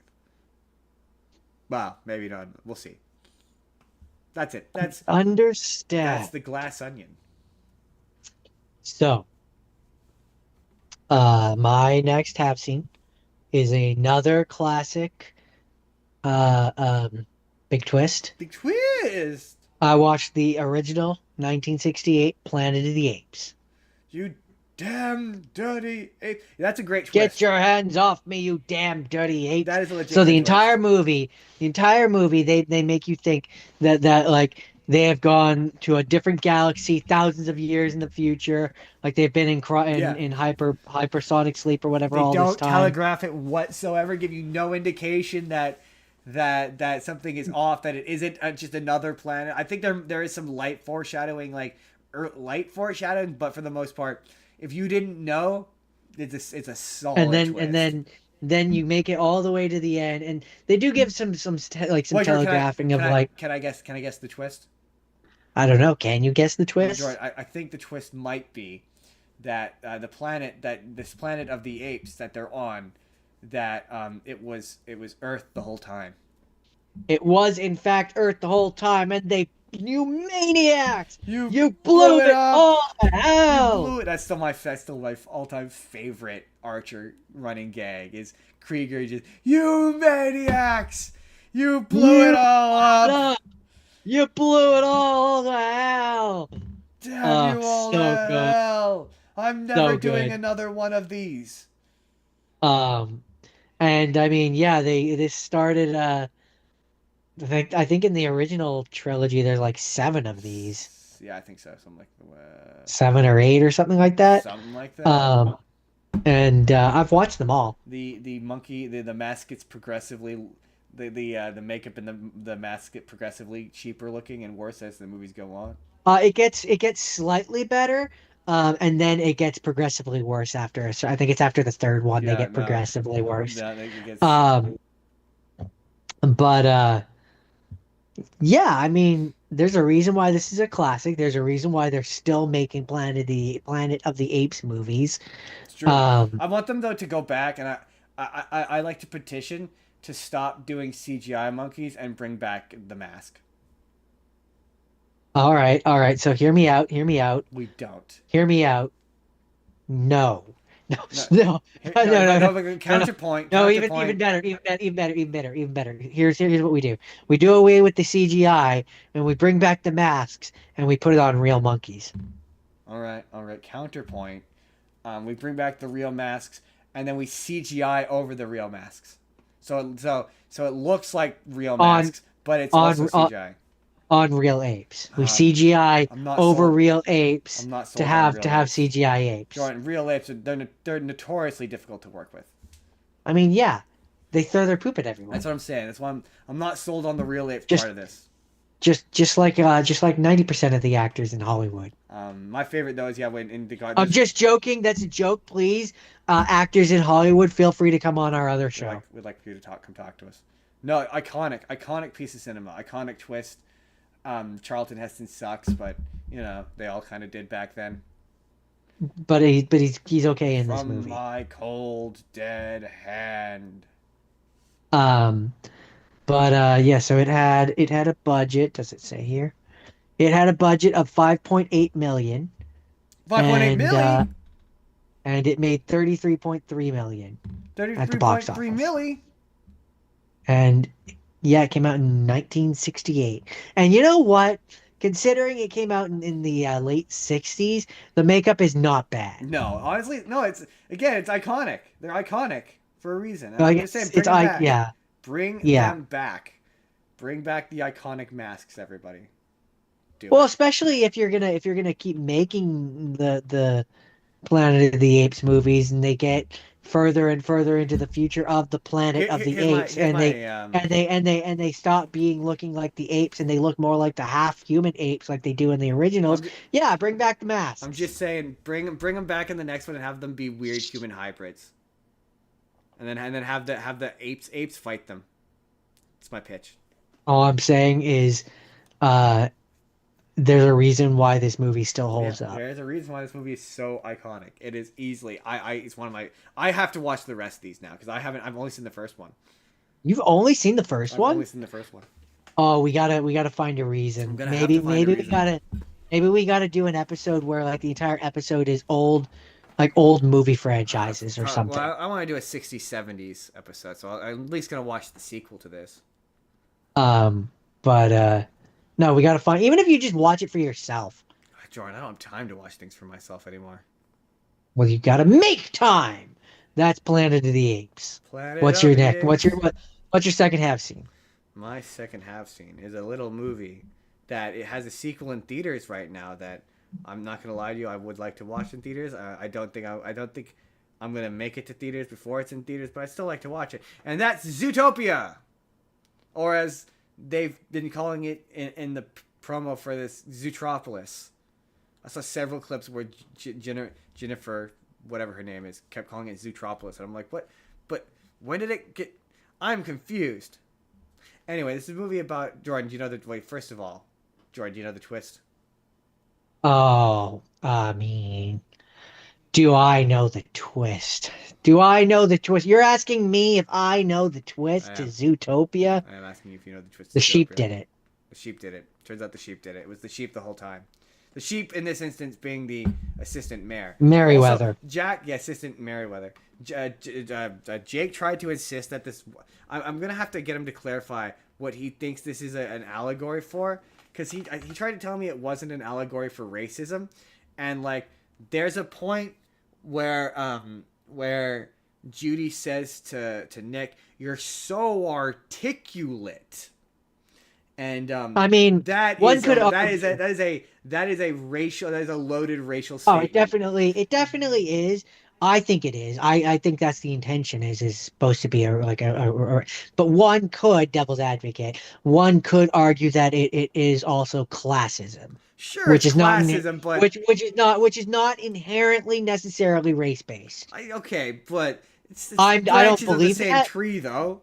I don't believe that. I think that it is about like Is race, like but it's a I'm just they're inherently savage within their DNA. It's about eugenics. It's about yeah. eugenics, racially motivated eugenics. Like That's where I say that's what it's I'm a statement mostly on. I'm mostly just saying devil's And the advocate. Judy Hopps is a she's a what's the word? Diversity hire. She's a diversity hire and a affirmative action hire. She's an affirmative action hire because she's hired under a A program. yeah, the whatever program that allows her to get into the police officer. But like also like my thing about this universe is, and hey, maybe Zootopia 2 does, it never makes the distinction like it's like predators, but it doesn't make this the distinction of like um it like for example the chief Bogo is technically a prey animal, but they treat him as though he's on the same level as a predator. And like they never make the and this is just me poking holes in a kids movie, but they never make the distinction between like what about omnivore animals you see hippos and whatnot, like what's their deal, like I maintain whatchamacallit Beastars is a better You version of want the this. answer to all these questions, Justin? The answer to all these questions are shut up and don't think about Shut it. up and don't think about it. I think Beastars is a much more interesting version of this idea and does it more interestingly. That having been said, I I hear that. really need to go to finish that series. I Um, never ended up finishing it. I will say though that I am excited for the second one. Yeah, and I mean across the board, everyone's great in this. I love Jason Bateman in this movie. All the jokes are funny. The Midnight Howl funny. All of Nick Wilde's jokes funny. It's called A Hustle, Sweetheart funny. The Oh, the animation hustle, The sweetheart. animation is great. Um, yeah. Oh yeah. The bit. Oh yeah. Again. You can. The sloth. You can't call you can't call us cute. We can call it. We can call other buddies can call each other cute and fluffy, but you can't. When you do it, when you do it, it's demeaning. It's demeaning. You can't do it, but we can do it. Again, you telling me that's not a racial joke? And yeah, I love the bit at the end where oh yeah, the twist is yeah the howlers, the plants are what's making people go crazy. Um, I love the bit at the end where she goes home. She sees that the fox works with her parents now and is a pastry chef. That moment's really sweet. Mm. I saw someone say that Nick they felt that Nick forgives her too quickly, but shut up, it's a kids movie. Yeah, he had to. He had to. It's a kids movie. I feel like in the Suspend your second one, disbelief. the second one is where they build up like oh, he maybe still has some trust I've issues or heard some he has interesting thing some. about the second one. I've heard the second one is about my theory, based upon what I heard, is it seems as though like the lizards built Zootopia or something. It's something about reclaimed land and it being a statement on a sort of vague statement on the Middle East, which I think is kind of interesting. Or nativism, or maybe I don't know, but yeah, this movie's solid movie. I don't understand why Haley doesn't like it. I try to get her to explain it to me, and I'm sure she's gonna watch this video and comment on it and tell me why. But I like this movie. I think this movie is really good, and it's one of Disney's better movies in recent years. And I want to go watch the second one, and we'll come back and talk about this universe when we watch the second one eventually. That's Zootopia. Okay. Or as it's known in other places, Zootropolis. Okay. So now we move on to have not seens. I need you to watch this movie because it confused me and I don't even know if I'm going to be able to articulate it properly. And that's Donnie Darko. Oh, yes. I've heard this movie is really weird and allegorical and metaphorical and it's interpretable, which is surprising. Yeah.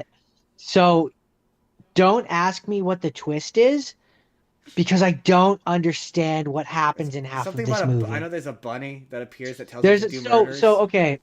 I'll try and unpackage what I can. The world is ending, and something about a meteorite. There's a guy in a bunny suit who appears before Jake Gyllenhaal's character and tells him that the world is going to end in 28 days. Yes. But I can't figure out if that bunny is real. Yes. Or if Jake Gyllenhaal is crazy. That's the point.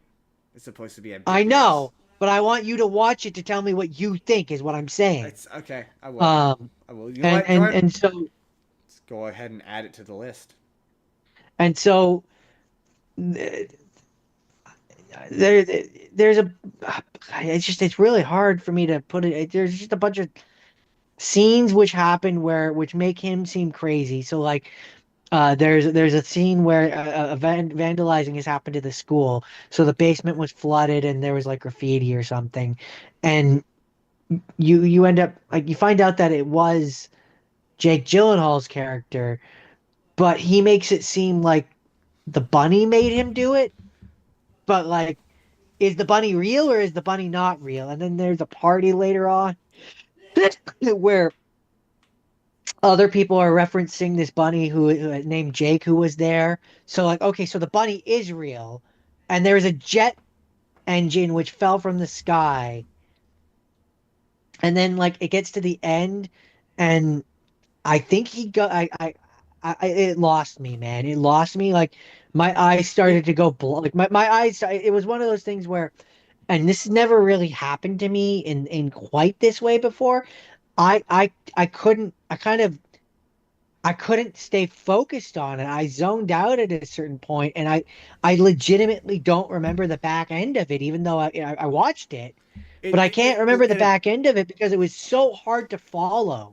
It struck me as like that kind of movie where these happen sometimes where they're saying stuff, the dialogue is saying things, but they're not really saying anything. So your brain doesn't. It doesn't.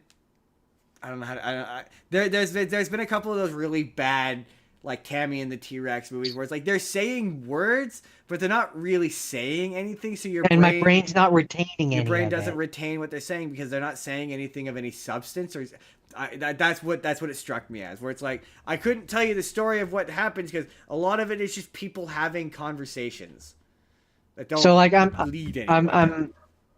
I'm reading the end of it here, and it's like, okay, so Jake Gyllenhaal's character sees a vortex, follows his parents' cars, drives into to a nearby ridge.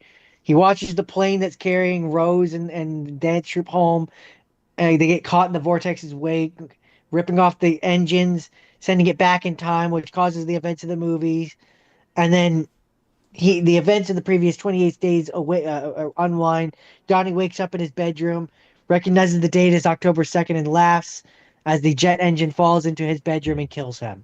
And then around town, people remember things as if it was a dream. And so, did it happen? And then people ask, like, it's confusing and it's messy, and I'm just, I need you to watch it. I need you to watch it so you can explain it to me. Explain this to me. It's on the list. I've added it to the list. Jordan, make this make sense to me, Justin. I will do my best. It had a budget of 4.5 million, and it did 7.5. I think it's one of if not Maggie Gyllenhaal's first movies, it's one of her first movies. Same with Jake. I'm pretty sure it's one of their first movies. Apparently, it's had sequels. Apparently. Really? It's had at least one called S. Darko. All right. Then. 2009, S. Darko. set 7 years afterwards. All It right. focuses on Sam, Donnie's younger sister. Jordan. Apparently, it did very poorly. And there's Jordan's. now a new sequel, which is being planned in 2017. All right. Jordan. Is that it Okay. for Donald Darko? Donald Darko. Yeah, I don't get it. Okay. Jordan. So I've got two spicy hot, spicy movies coming for you. Okay. Let's start with The Devil's Advocate, starring one Mr. Keanu Reeves and one Mr. Al Pacino, and Charlize Theron, and I think I'm missing someone. The dad from Beetlejuice, and the principal from uh, Ferris Bueller's Day Off is in it, and he gets killed, and it's very funny. And Bueller, Bueller, I don't think I'm Bueller. missing anybody else. But anyway, so most of this movie is uh, Keanu Reeves is a lawyer. He's a piece of shit lawyer. He's a piece of shit defense lawyer who is defending reprehensible people, and he has taken the interest of a high-powered lawyer firm in New York, headed by John Milton, played by Al Pacino. And a good portion of this movie is just a boring kind of lawyer movie where and eventually it starts off with he's in court defending the world's stupidest pedophile in existence. So the movie opens with he's cross-examining a young teenage girl who is accusing her teacher of molesting her. But while the girl is saying her testimony, the teacher is touching himself, and it's like, and so Keanu Reeves is All immediately right, so like, I'm gonna guess the twist is one of the lawyers murders criminals that get away with it. no. Um, so Keanu Reeves is effectively like, dude, I'm not gonna represent you. You clearly did it. Like, you obviously did it. I can't. And the guy's like, oh, come on, man. So then Keanu Reeves ends up brutally cross-examining this girl and making her cry and basically getting the guy off on reasonable doubt. So yes, he ends up working for Al Pacino, and he's doing this big important case where this big important client is being accused of murdering his wife, his daughter, and their maid. And it's basically about him building this defense.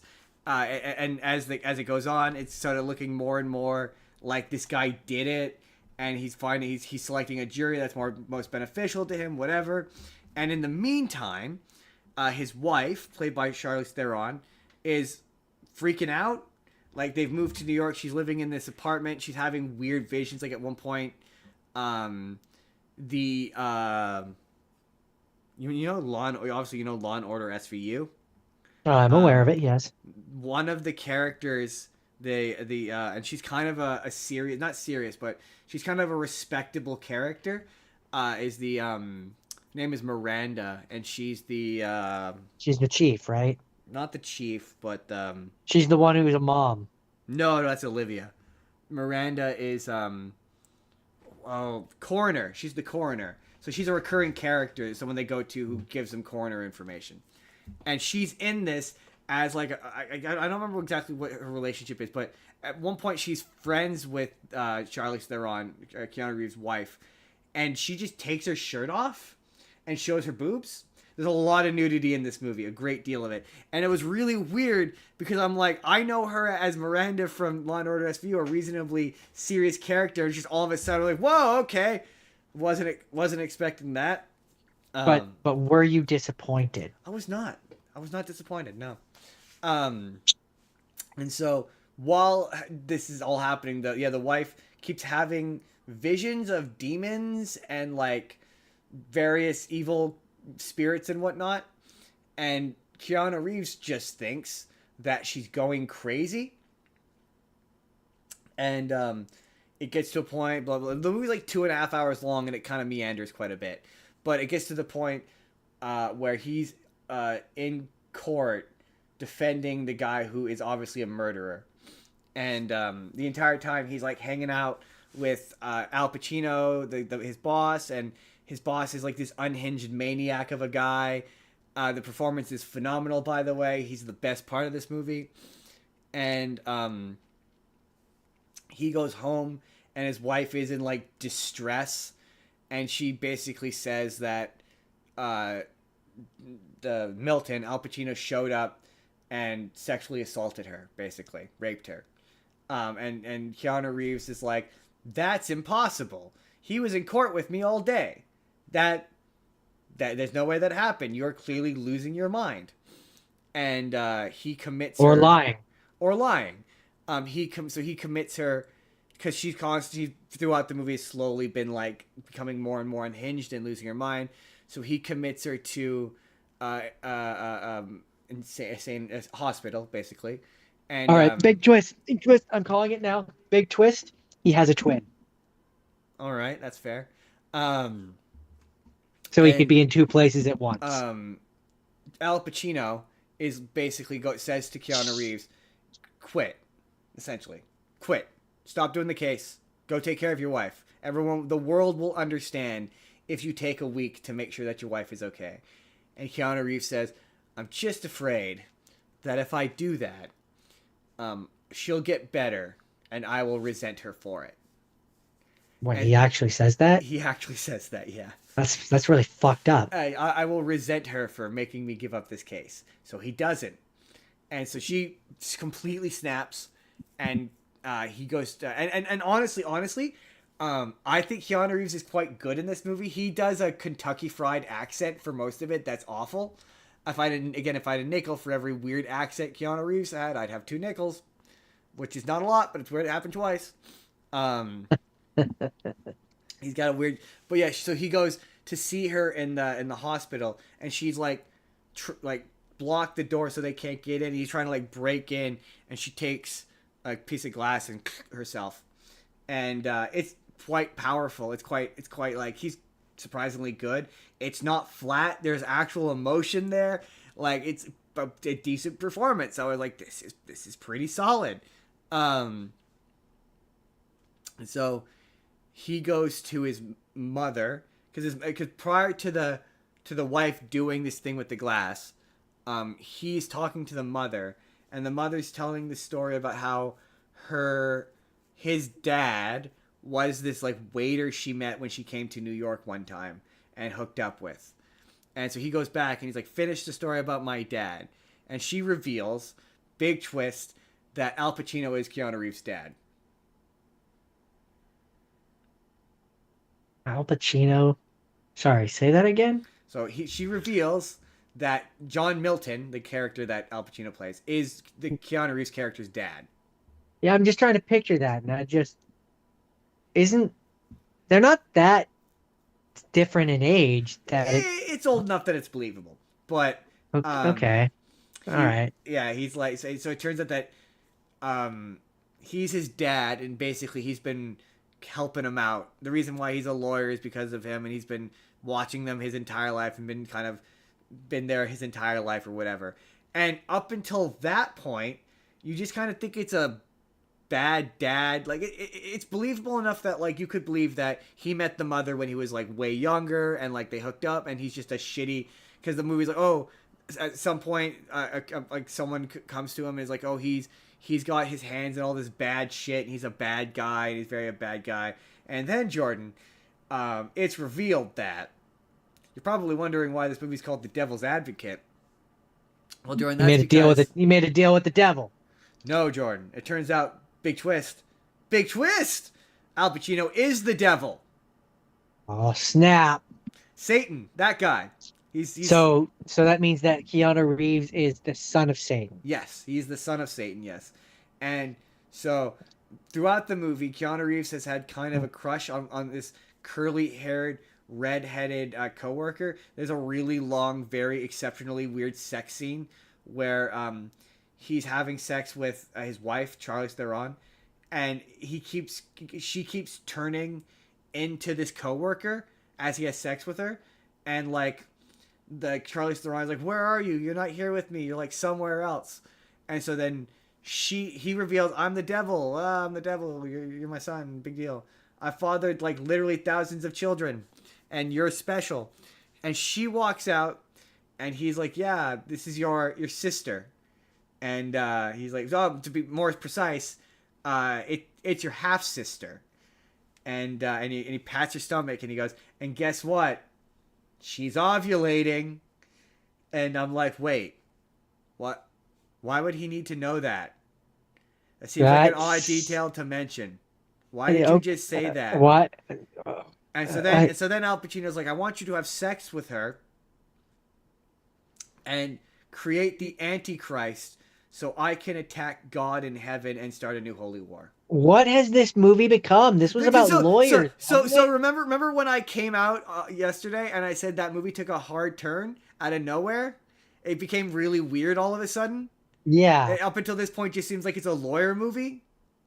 Yeah. Yeah, that was what I was talking about. Where all of a sudden Al Pacino's the devil, and she's taking off her clothes and she's naked and she's walking up to him and she's like, "Don't worry about him. In about 3 minutes, you won't even remember your wife." And at no point in this interaction, Also, I'm your sister. so at no point in this interaction, Or Keanu Reeves is half like sister, half sister. or So Keanu Reeves is like, "Well, if I do this, what do I get out of it?" And the whole thing is Al Pacino says that Keanu Reeves is like, "I never lose," because he's a lawyer. He's like, "I never lose. I've never lost." And everyone's like, "Well, everyone loses at least once." He's like, "I never lose." So Al Pacino keeps saying that his greatest sin is vanity. And he's like, "Well, it turns out that your vanity is well founded because your seed can be used to create the blah, blah, blah, the Antichrist or whatever." And so Keanu Reeves starts to take her clothes off and starts to take his clothes off and starts to have sex with her. But like prior up until they're actually doing it. And he at no point, like his objection is not based on the fact that it's his sister.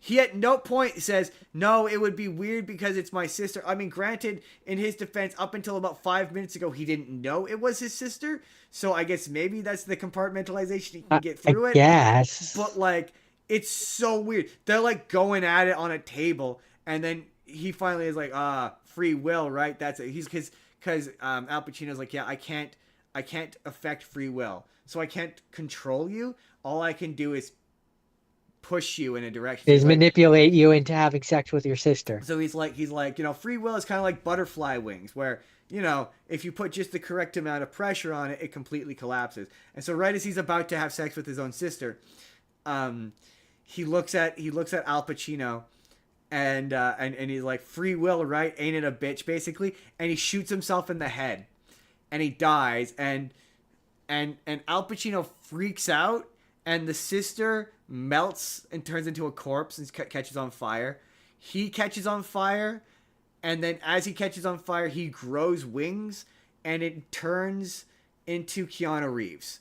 But it's like CGI'd Keanu Reeves' face onto Al Pacino. It's really bizarre looking and weird. And then Jordan, Okay, so he shoots himself in the head. Yeah. His sister is fake. I don't know. Melts. She just kind of turns into like a corpse. Al Pacino melts. He catches on fire. Everything catches on fire, and he grows angel wings and turns into Keanu Reeves. How? Because I guess the implication is that his angel form is Keanu Reeves. The reason why the reason he looks like Keanu Reeves because Keanu Reeves he's Keanu Reeves' dad, and his true form is looking like Keanu Reeves. I guess. I don't know, Jordan. It was a very confusing and weird ending. But that's not even the worst part. Jordan, we haven't even gotten That's not the worst. That's not the worst part. Jordan, there's one more twist. Okay. So Jordan, then it hard cuts and you see there's eyes and it pulls back, and it turns out that Keanu Reeves is at the beginning of the movie where he's about to defend the pedophile at the beginning of the movie that I mentioned earlier. It cuts and he's there, and the whole movie has just been a vision. None of it actually happened.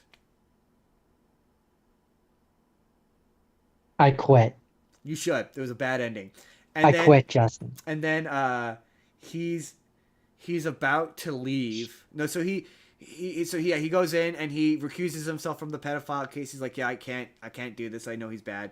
And his wife is still alive, so he hugs her and he's like, I'm so sorry. She's like, for what? You know, typical It's a Wonderful Life ending. And they go to leave and he runs into a reporter. And he's like, oh my god, I can't believe you did that. You should let me interview you. I'll make you super famous and I'll make you, everyone will love you. You'll be the biggest thing since sliced bread.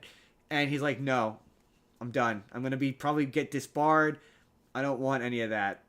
And as he's leaving, this reporter, who has just so you know, he's a reporter, has a press thing, or like a strut that says press, turns into Al Pacino, and is like, vanity, my favorite sin. And it just kind of implies that like he does this to everybody, like where he's like, this is his way of like he's out there teaching lessons. And Fucking with people. Supposedly they tried to make a television show based on this, and I would totally watch that, where it's the devil shows up and basically it's like that movie Spirited, where he has to like fuck with the guy enough to make them change their ill-begotten ways. Yeah, it was weird, man. Every time the devil messes with someone gets their wings. I've never seen a movie go so far off the rails so quickly. There's so many really long, uncomfortable sex scenes in this movie. It's like as he's about to have sex with his sister, there's like footage of random people just having sex behind him. It's so bizarre. It's so bizarre. That having been said, it's probably worth watching just for Al Pacino alone. Al Pacino is so good in this movie. It's just he's so unhinged. There's a bit where he's like, "What did you do to my wife?" And he's like, "Well, if it's a scale of 1 to 10, 10 being the most depraved sexual act of Congress ever achieved, and 0 being, vanilla. We got it on at about a 7. 7. But yeah, it was weird. Very strange movie. Jordan, would you watch The Devil's Advocate? I mean, just because of that fucked up twist, yeah. Solid twist, right? It feels like a car crash I have to watch. You honestly, legit. I knew, obviously, like you said, not so much that I'm looking for a twist. I knew that the twist was that he was the devil.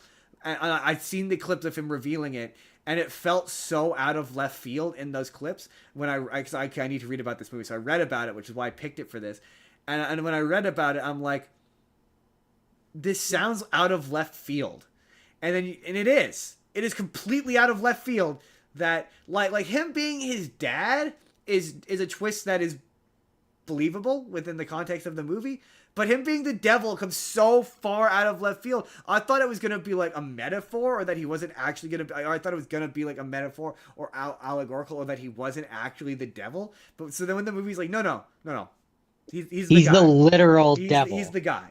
He's the guy. It's not a metaphor. He's the guy. I was like, what? Weird ass movie. Anyway, that's The Devil's Advocate. All right, my last movie of the week. It's time for the last movie of the week. Of the week. Have you heard of a movie called The Visit? I have heard of a movie called The Visit. I have not seen it, but I actually. Okay, I know the twist. I do know the twist for this one. Okay, what's the twist? The twist is that it's not actually their grandparents. They killed the grandparents and they took over. That is correct. So yeah, mother is about to go on a Caribbean. It's weird that they specifically call it a Caribbean, like a Caribbean cruise. I've heard this. Or a royal cruise, whatever it's called. They specifically name the cruise name, and I'm like, I recognize that cruise name. But she's about to go on a cruise with her boyfriend. She hadn't spoken to her parents in 15 years, but her parents wanted to meet the grandkids. This is M. Night Shyamalan Ding Dong. Yes, it is. And so then the kids go to stay with their grandparents, but like the mother is horribly irresponsible and doesn't like actually take her kids to the grandparents or drop them off. I don't remember how. Because if she did, then she would figure out that's not actually your parents, and then the movie wouldn't work. She can't. No, I get that, but I'm just saying The mom's irresponsible. In terms of if this took place in real life, it wouldn't make any sense. But yeah, no, I've heard this movie's really bad. Wait, did he? He didn't write this, right? M. Night Shyamalan. He didn't write. I'm pretty sure he didn't write this. He did. Oh, he did write this. Okay, He directed it. I've He heard this wrote movie's. it. He produced it. I've heard this movie's bad. I've heard it's one of those. It's an M. Night Shyamalan movie that has a twist because he feels he's an M. Night Shyamalan and he should have a twist, and it's not a very good twist. I mean, okay, here's what I'll say. It's called The Visit. They're going to visit the grandparents. If you know that the movie has a twist, you know that the grandparents aren't really going to be the grandparents. Well, doesn't it? Like, From the it's trailers, not. from what I recall, the trailers made it look like it might be a spooky ghost thing. I don't. I didn't watch the trailers. I Okay. can't speak to that. Does the movie not make it look like it's a spooky ghost thing? It kind of like it's one of those like the grandparents are acting weird, but the grandparents explain it by saying they have what do they call it? They have a disease or a case or a thing which is called sundowning. Oh So yeah. it's supposed to make a you. dementia thing. Yeah. So like it's not necessarily that it's a spooky ghost thing, but it makes you think that the weird things that they're doing are just because they're old. Gotcha. So the twist that they're not really their grandparents, I saw it coming, but I was looking for it. Yeah, fair enough. But you would Right? be. Like, That's the thing that's unfair to this movie. It's an M. Night Shyamalan movie, so you're automatically looking for a twist. Even if you weren't yeah. predisposed to looking for one for this, you would look for one anyway. But like would you necessarily think that the twist was gonna be that they weren't the real grandparents? Maybe. Having You not might think seen it, it you might depends. you It might think depends. you might think that it's a spooky ghost thing. Like my point is that in terms of a twist, it's not the worst twist in the world. It's and I honestly, as far as these movies go, I didn't think it was a bad movie. I had a good time with it. Of Oh, the movies that that's I watched this interesting. week, at least I understood what it was. Yeah, no, fair enough. Fair, yeah, fair, fair. That's totally Like fair. At least after you watching, walked away from being like, I can articulate what happened in this movie. yeah, Doesn't he shit himself exactly. at one point? Well, he had so there's two kids. There's the 15-year-old girl and there's like the I just 9-year-old remember hearing boy or something about whatever. like someone being And incontinent. he finds in the shed there's a bunch of used diapers. And so then he goes and he talks to the grandmother about it, or one of the, yeah, I think it's the grandmother, and the grandmother's like, yeah, he's incontinent and he's embarrassed by it, so he hides the evidence and then he burns it. So like that's the kind of thing which will like they each have a weird thing, and then the other will gaslight the child into thinking it's just a normal thing. So That's kind of why did they what the kill their movie does. grandparents? Like they're old people, right? Why did they kill their They're grandparents? old people. They had heard, I don't remember exactly what it was, but it was like they had heard about their grandkids at an insane asylum, and I don't remember exactly what the context was or why. But they had heard about them. Um, and the pop, who's not really the grandpa, um, had promised the wife like one really nice day with grandkids. And so then that's why they killed the grandparents, is so that they could have one nice week as grandparents, basically. Oh, so they're crazy. They're crazy is the Gotcha, short version. gotcha. That makes sense. That makes sense. But it did well. It had a okay, wait, no. Just okay, hearing that it did well and that the budget is 5 million 15 million. higher. 30 milli. Higher. 45 milli. I'm gonna save us a bunch of time. It made $98.5 million dollars 98 milli. On a 5 million budget. That's So okay. it did pretty dang well They're for pretty itself. okay. And yeah, overall I enjoyed it. I've given away the twist, so it might not be the same, but I feel like you would watch it and you would also kind of just guess the twist. Oh, for sure. But still, I mean, if I already knew the but twist, so. but still enjoy it Well, so anyways. unfortunately, the nature of this episode, we have to spoil the twists of these movies. Yes. Unless except for situations where I know that you want to watch the movie and I don't tell you about them like we did earlier. It's true. It's true, Jordan. But That's my last movie. What's yours? And what's yours? And can you get it done uh before my battery dies? I'm at 14%. No, but I mean that's fine. We I'm gonna I'm gonna push it as long as I can. okay, cause yeah, cause for the end of this, you can always for the wrap ups, you can always switch over and just I do all the talking at the end anyway. Anyway, my next one, my last movie of the week, Jordan, is fucked up. More I'm fucked up than two siblings? I'm gonna yes, in fact, Wow. actually yes. Well, maybe actually no, probably fucked up in a similar way. If I'm being honest with you. Okay, this is gonna require some explanation. So, Old Boy. Have you heard of Old Boy? Uh, no, I think I'm thinking of Old Dog when I hear Old Boy.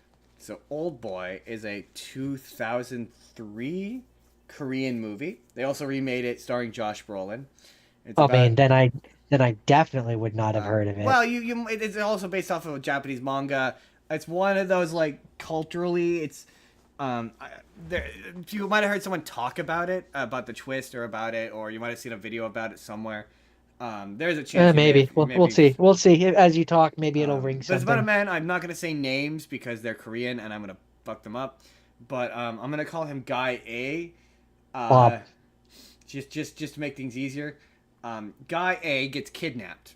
He's a drunken idiot who has been arrested for harassing people, and on his way home, he gets kidnapped and he gets kept in a hotel room or room for 15 years, um, where he's fed, I have bathed. immediate I have immediate questions. He's bathed, So fed. so he's been kept in this hotel room for Well, 15 it's the years hotel room is loose, but it's a room. He's kept in a room for 15 years. and and none of the staff have come to clean the place. Well, no, that's just it. It's more. It's a prison. It's basically a prison. But no, people will come in and they'll knock him unconscious and they'll like shave him and like change him and dress him, and Okay, like because there's a big difference between hotel and prison. well, it's in terms of the room's design, it's less of a prison room and more of a hotel room. Like there's a bed. He gets access to television, um, and so it's the only thing that keeps him sane. So he through the television learns that he has been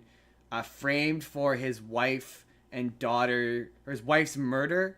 I think it's rape and murder, and yeah, he's been framed for that. And as time goes on, slowly starts to go mad, and he trains himself in martial arts, and he gets an extra chopstick which he uses to attempt to dig out, but eventually they just kind of let him go, and he wakes up like on the side of the road or whatever, and he wanders back into town where he meets a young woman who owns a sushi restaurant, who he often interacts with, who over the course of the movie he falls in love with as he attempts to solve the mystery of not only who kidnapped him, but why. And so he eventually, through investigation, um, discovers the prison, and so he goes to the prison where he was kept, and he interrogates the warden in a torture scene where he takes a hammer and puts it in the guy's mouth and poof, takes out teeth, and it is I don't gnarly. like it. I know. I I don't was like like, it. oh, stop, please. It's I don't brutal. like it. He shows up later. He's got a metal mouth full of teeth. No, I don't Um, like it. it's awful. And so then No. he eventually finds the guy who kidnapped him, but he doesn't know who he is yet. And the guy's like gives him an ultimatum that if you can figure out who I How old am, is he? older gentleman. It's hard to tell. He's Then 18. it's not kidnapping, it's abducting. Um, whatever. He eventually finds the guy who did it. He winds up at his place.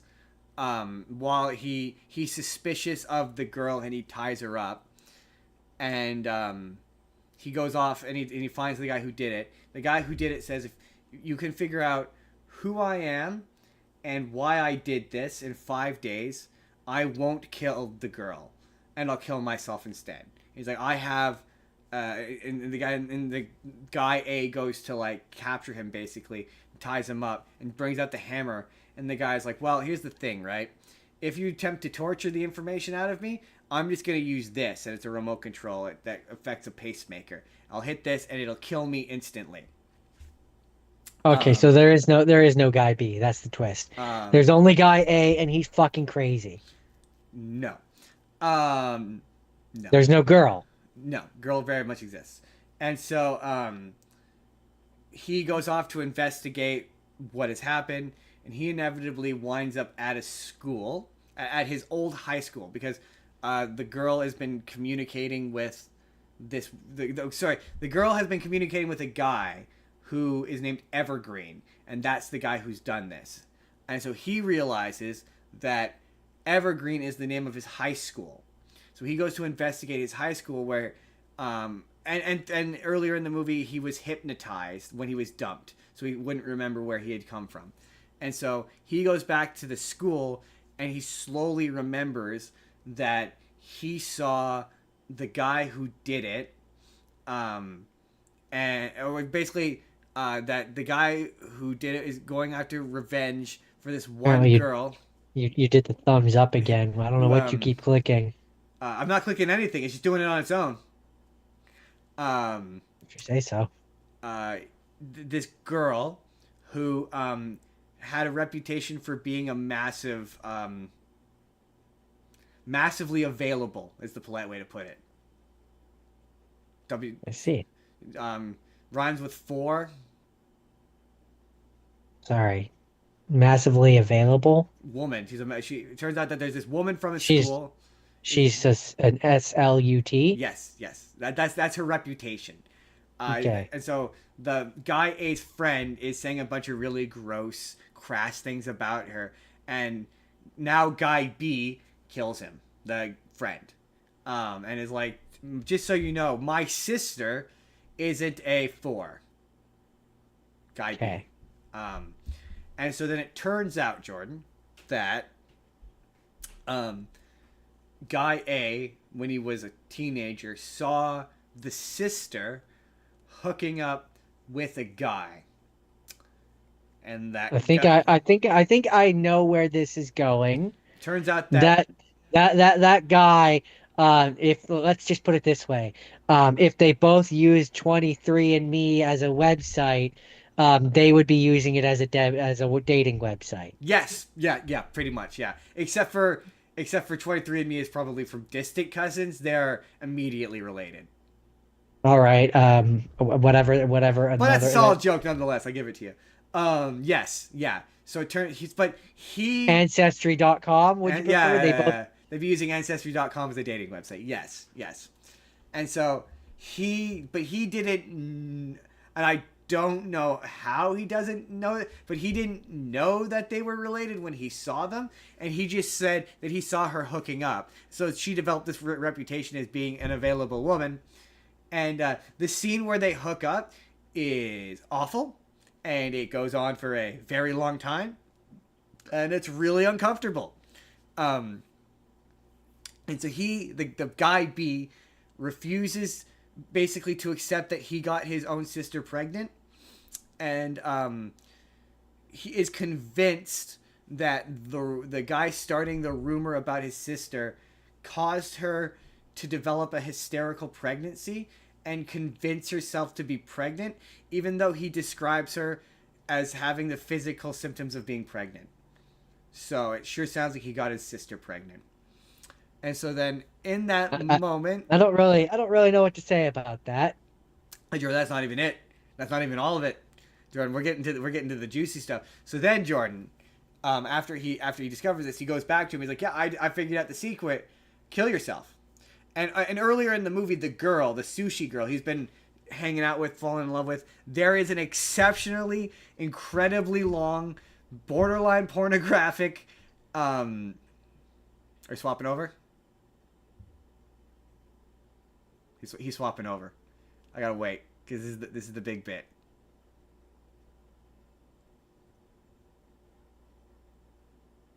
I gotta say, I'm impressed with us. We're practically at the end, so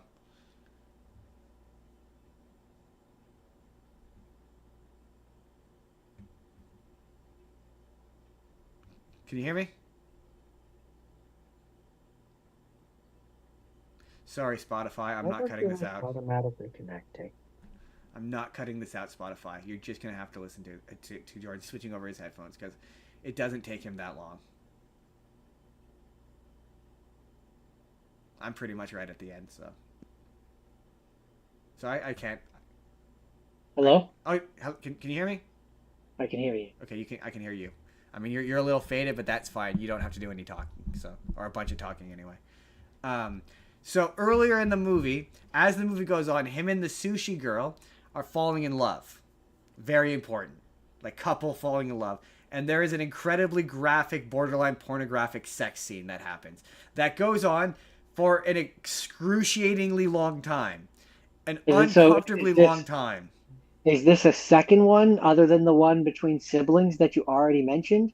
Yes, this is the main guy and the So main girl, love so there's interest. so there's two graphic borderline pornographic scenes in this movie. That's how I would describe them, but someone might describe it another way.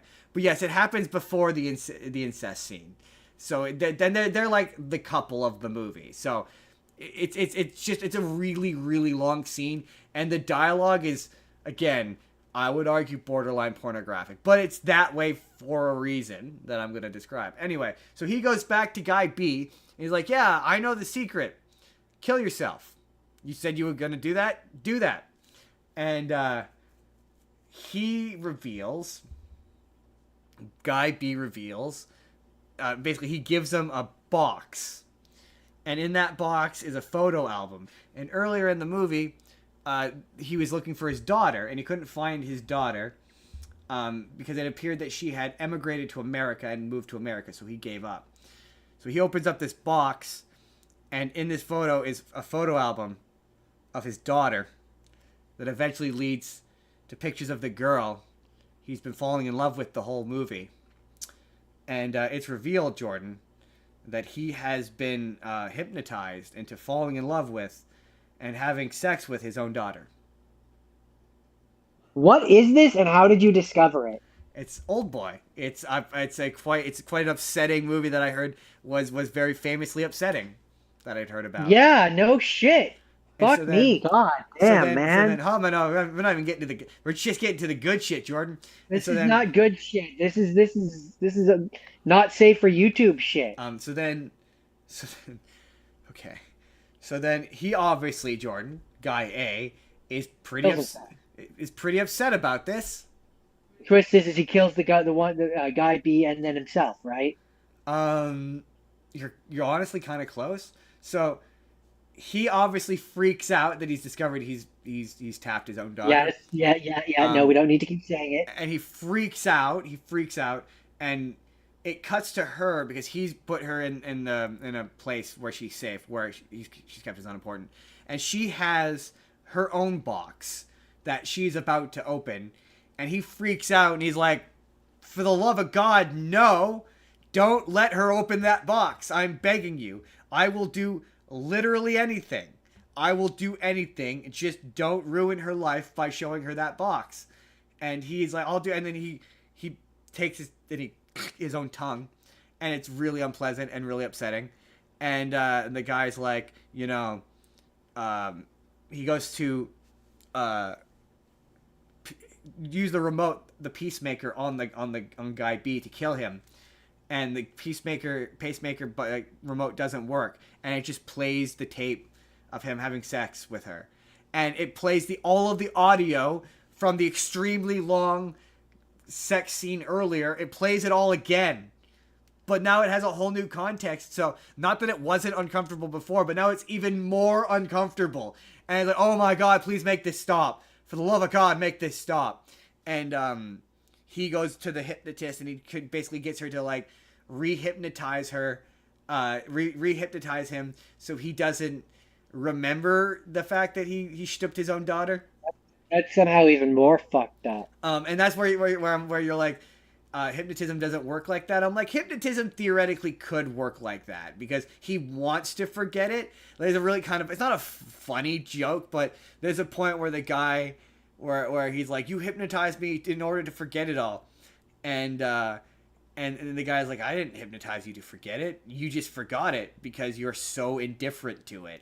I'm like, wow, that's morbidly ironic. And yeah, then the movie ends with he gets himself hypnotized and basically lobotomizes himself to forget that he did that.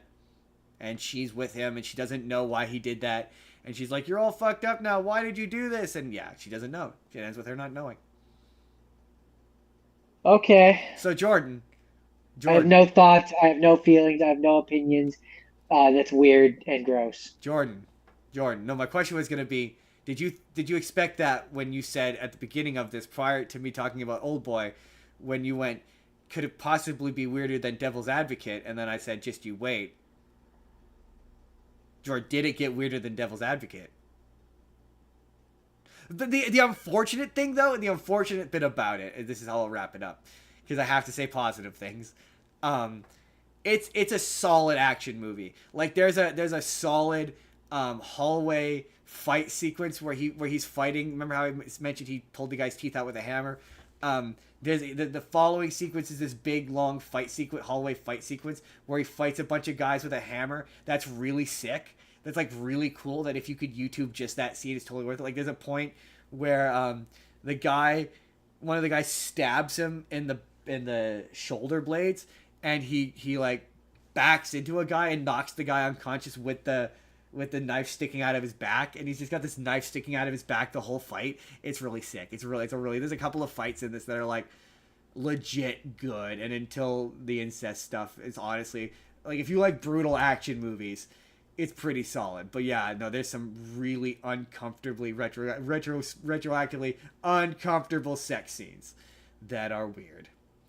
That is what a twist. And boy, were there some twists. Were you expecting that twist, Jordan? How many of those twists did you see coming? That last one is just, you burned my soul, Justin. Was that a hell of a twist, Jordan?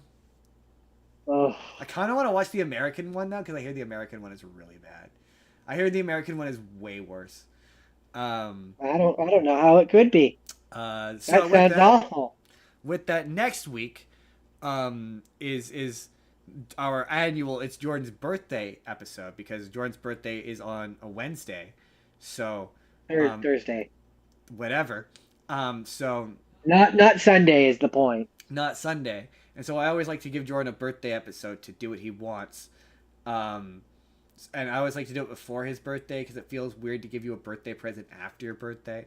So my birthday present to Jordan is he will have a mystery topic that, unless he absolutely has an idea of what he wants to do now. I have an idea, but not Let one me that know by I'm the end willing of the to night. commit That's the only thing I ask. Because I'd to. like to Yeah. build my list by the end of the night. But for you, the I want audience... to. I want to keep the audience in suspense. For you, the audience, it's going to be a mystery and a suspense, and you won't know until next week when Jordan tells you what it is. But mystery topic for next week, that is going to be Jordan's special birthday episode. And yeah, that's next week. And Jordan, where can the people find you? Well, other than here, I do Minecraft Mondays every Monday on On a my Monday? Twitch, ZethGore187, where you can come and watch me do Minecraft on a Monday. I mean, you can... And then I also do this. He does this. You can find me on TikTok at Justin Spurr, or you can find the show Spur of the Moment P. You can email the show if you want to be on either of the shows. We welcome you on either of the shows. It's justinsbusiness@gmail.com. You can join the Patreon. You can join us on Discord, although nobody uses Discord anymore.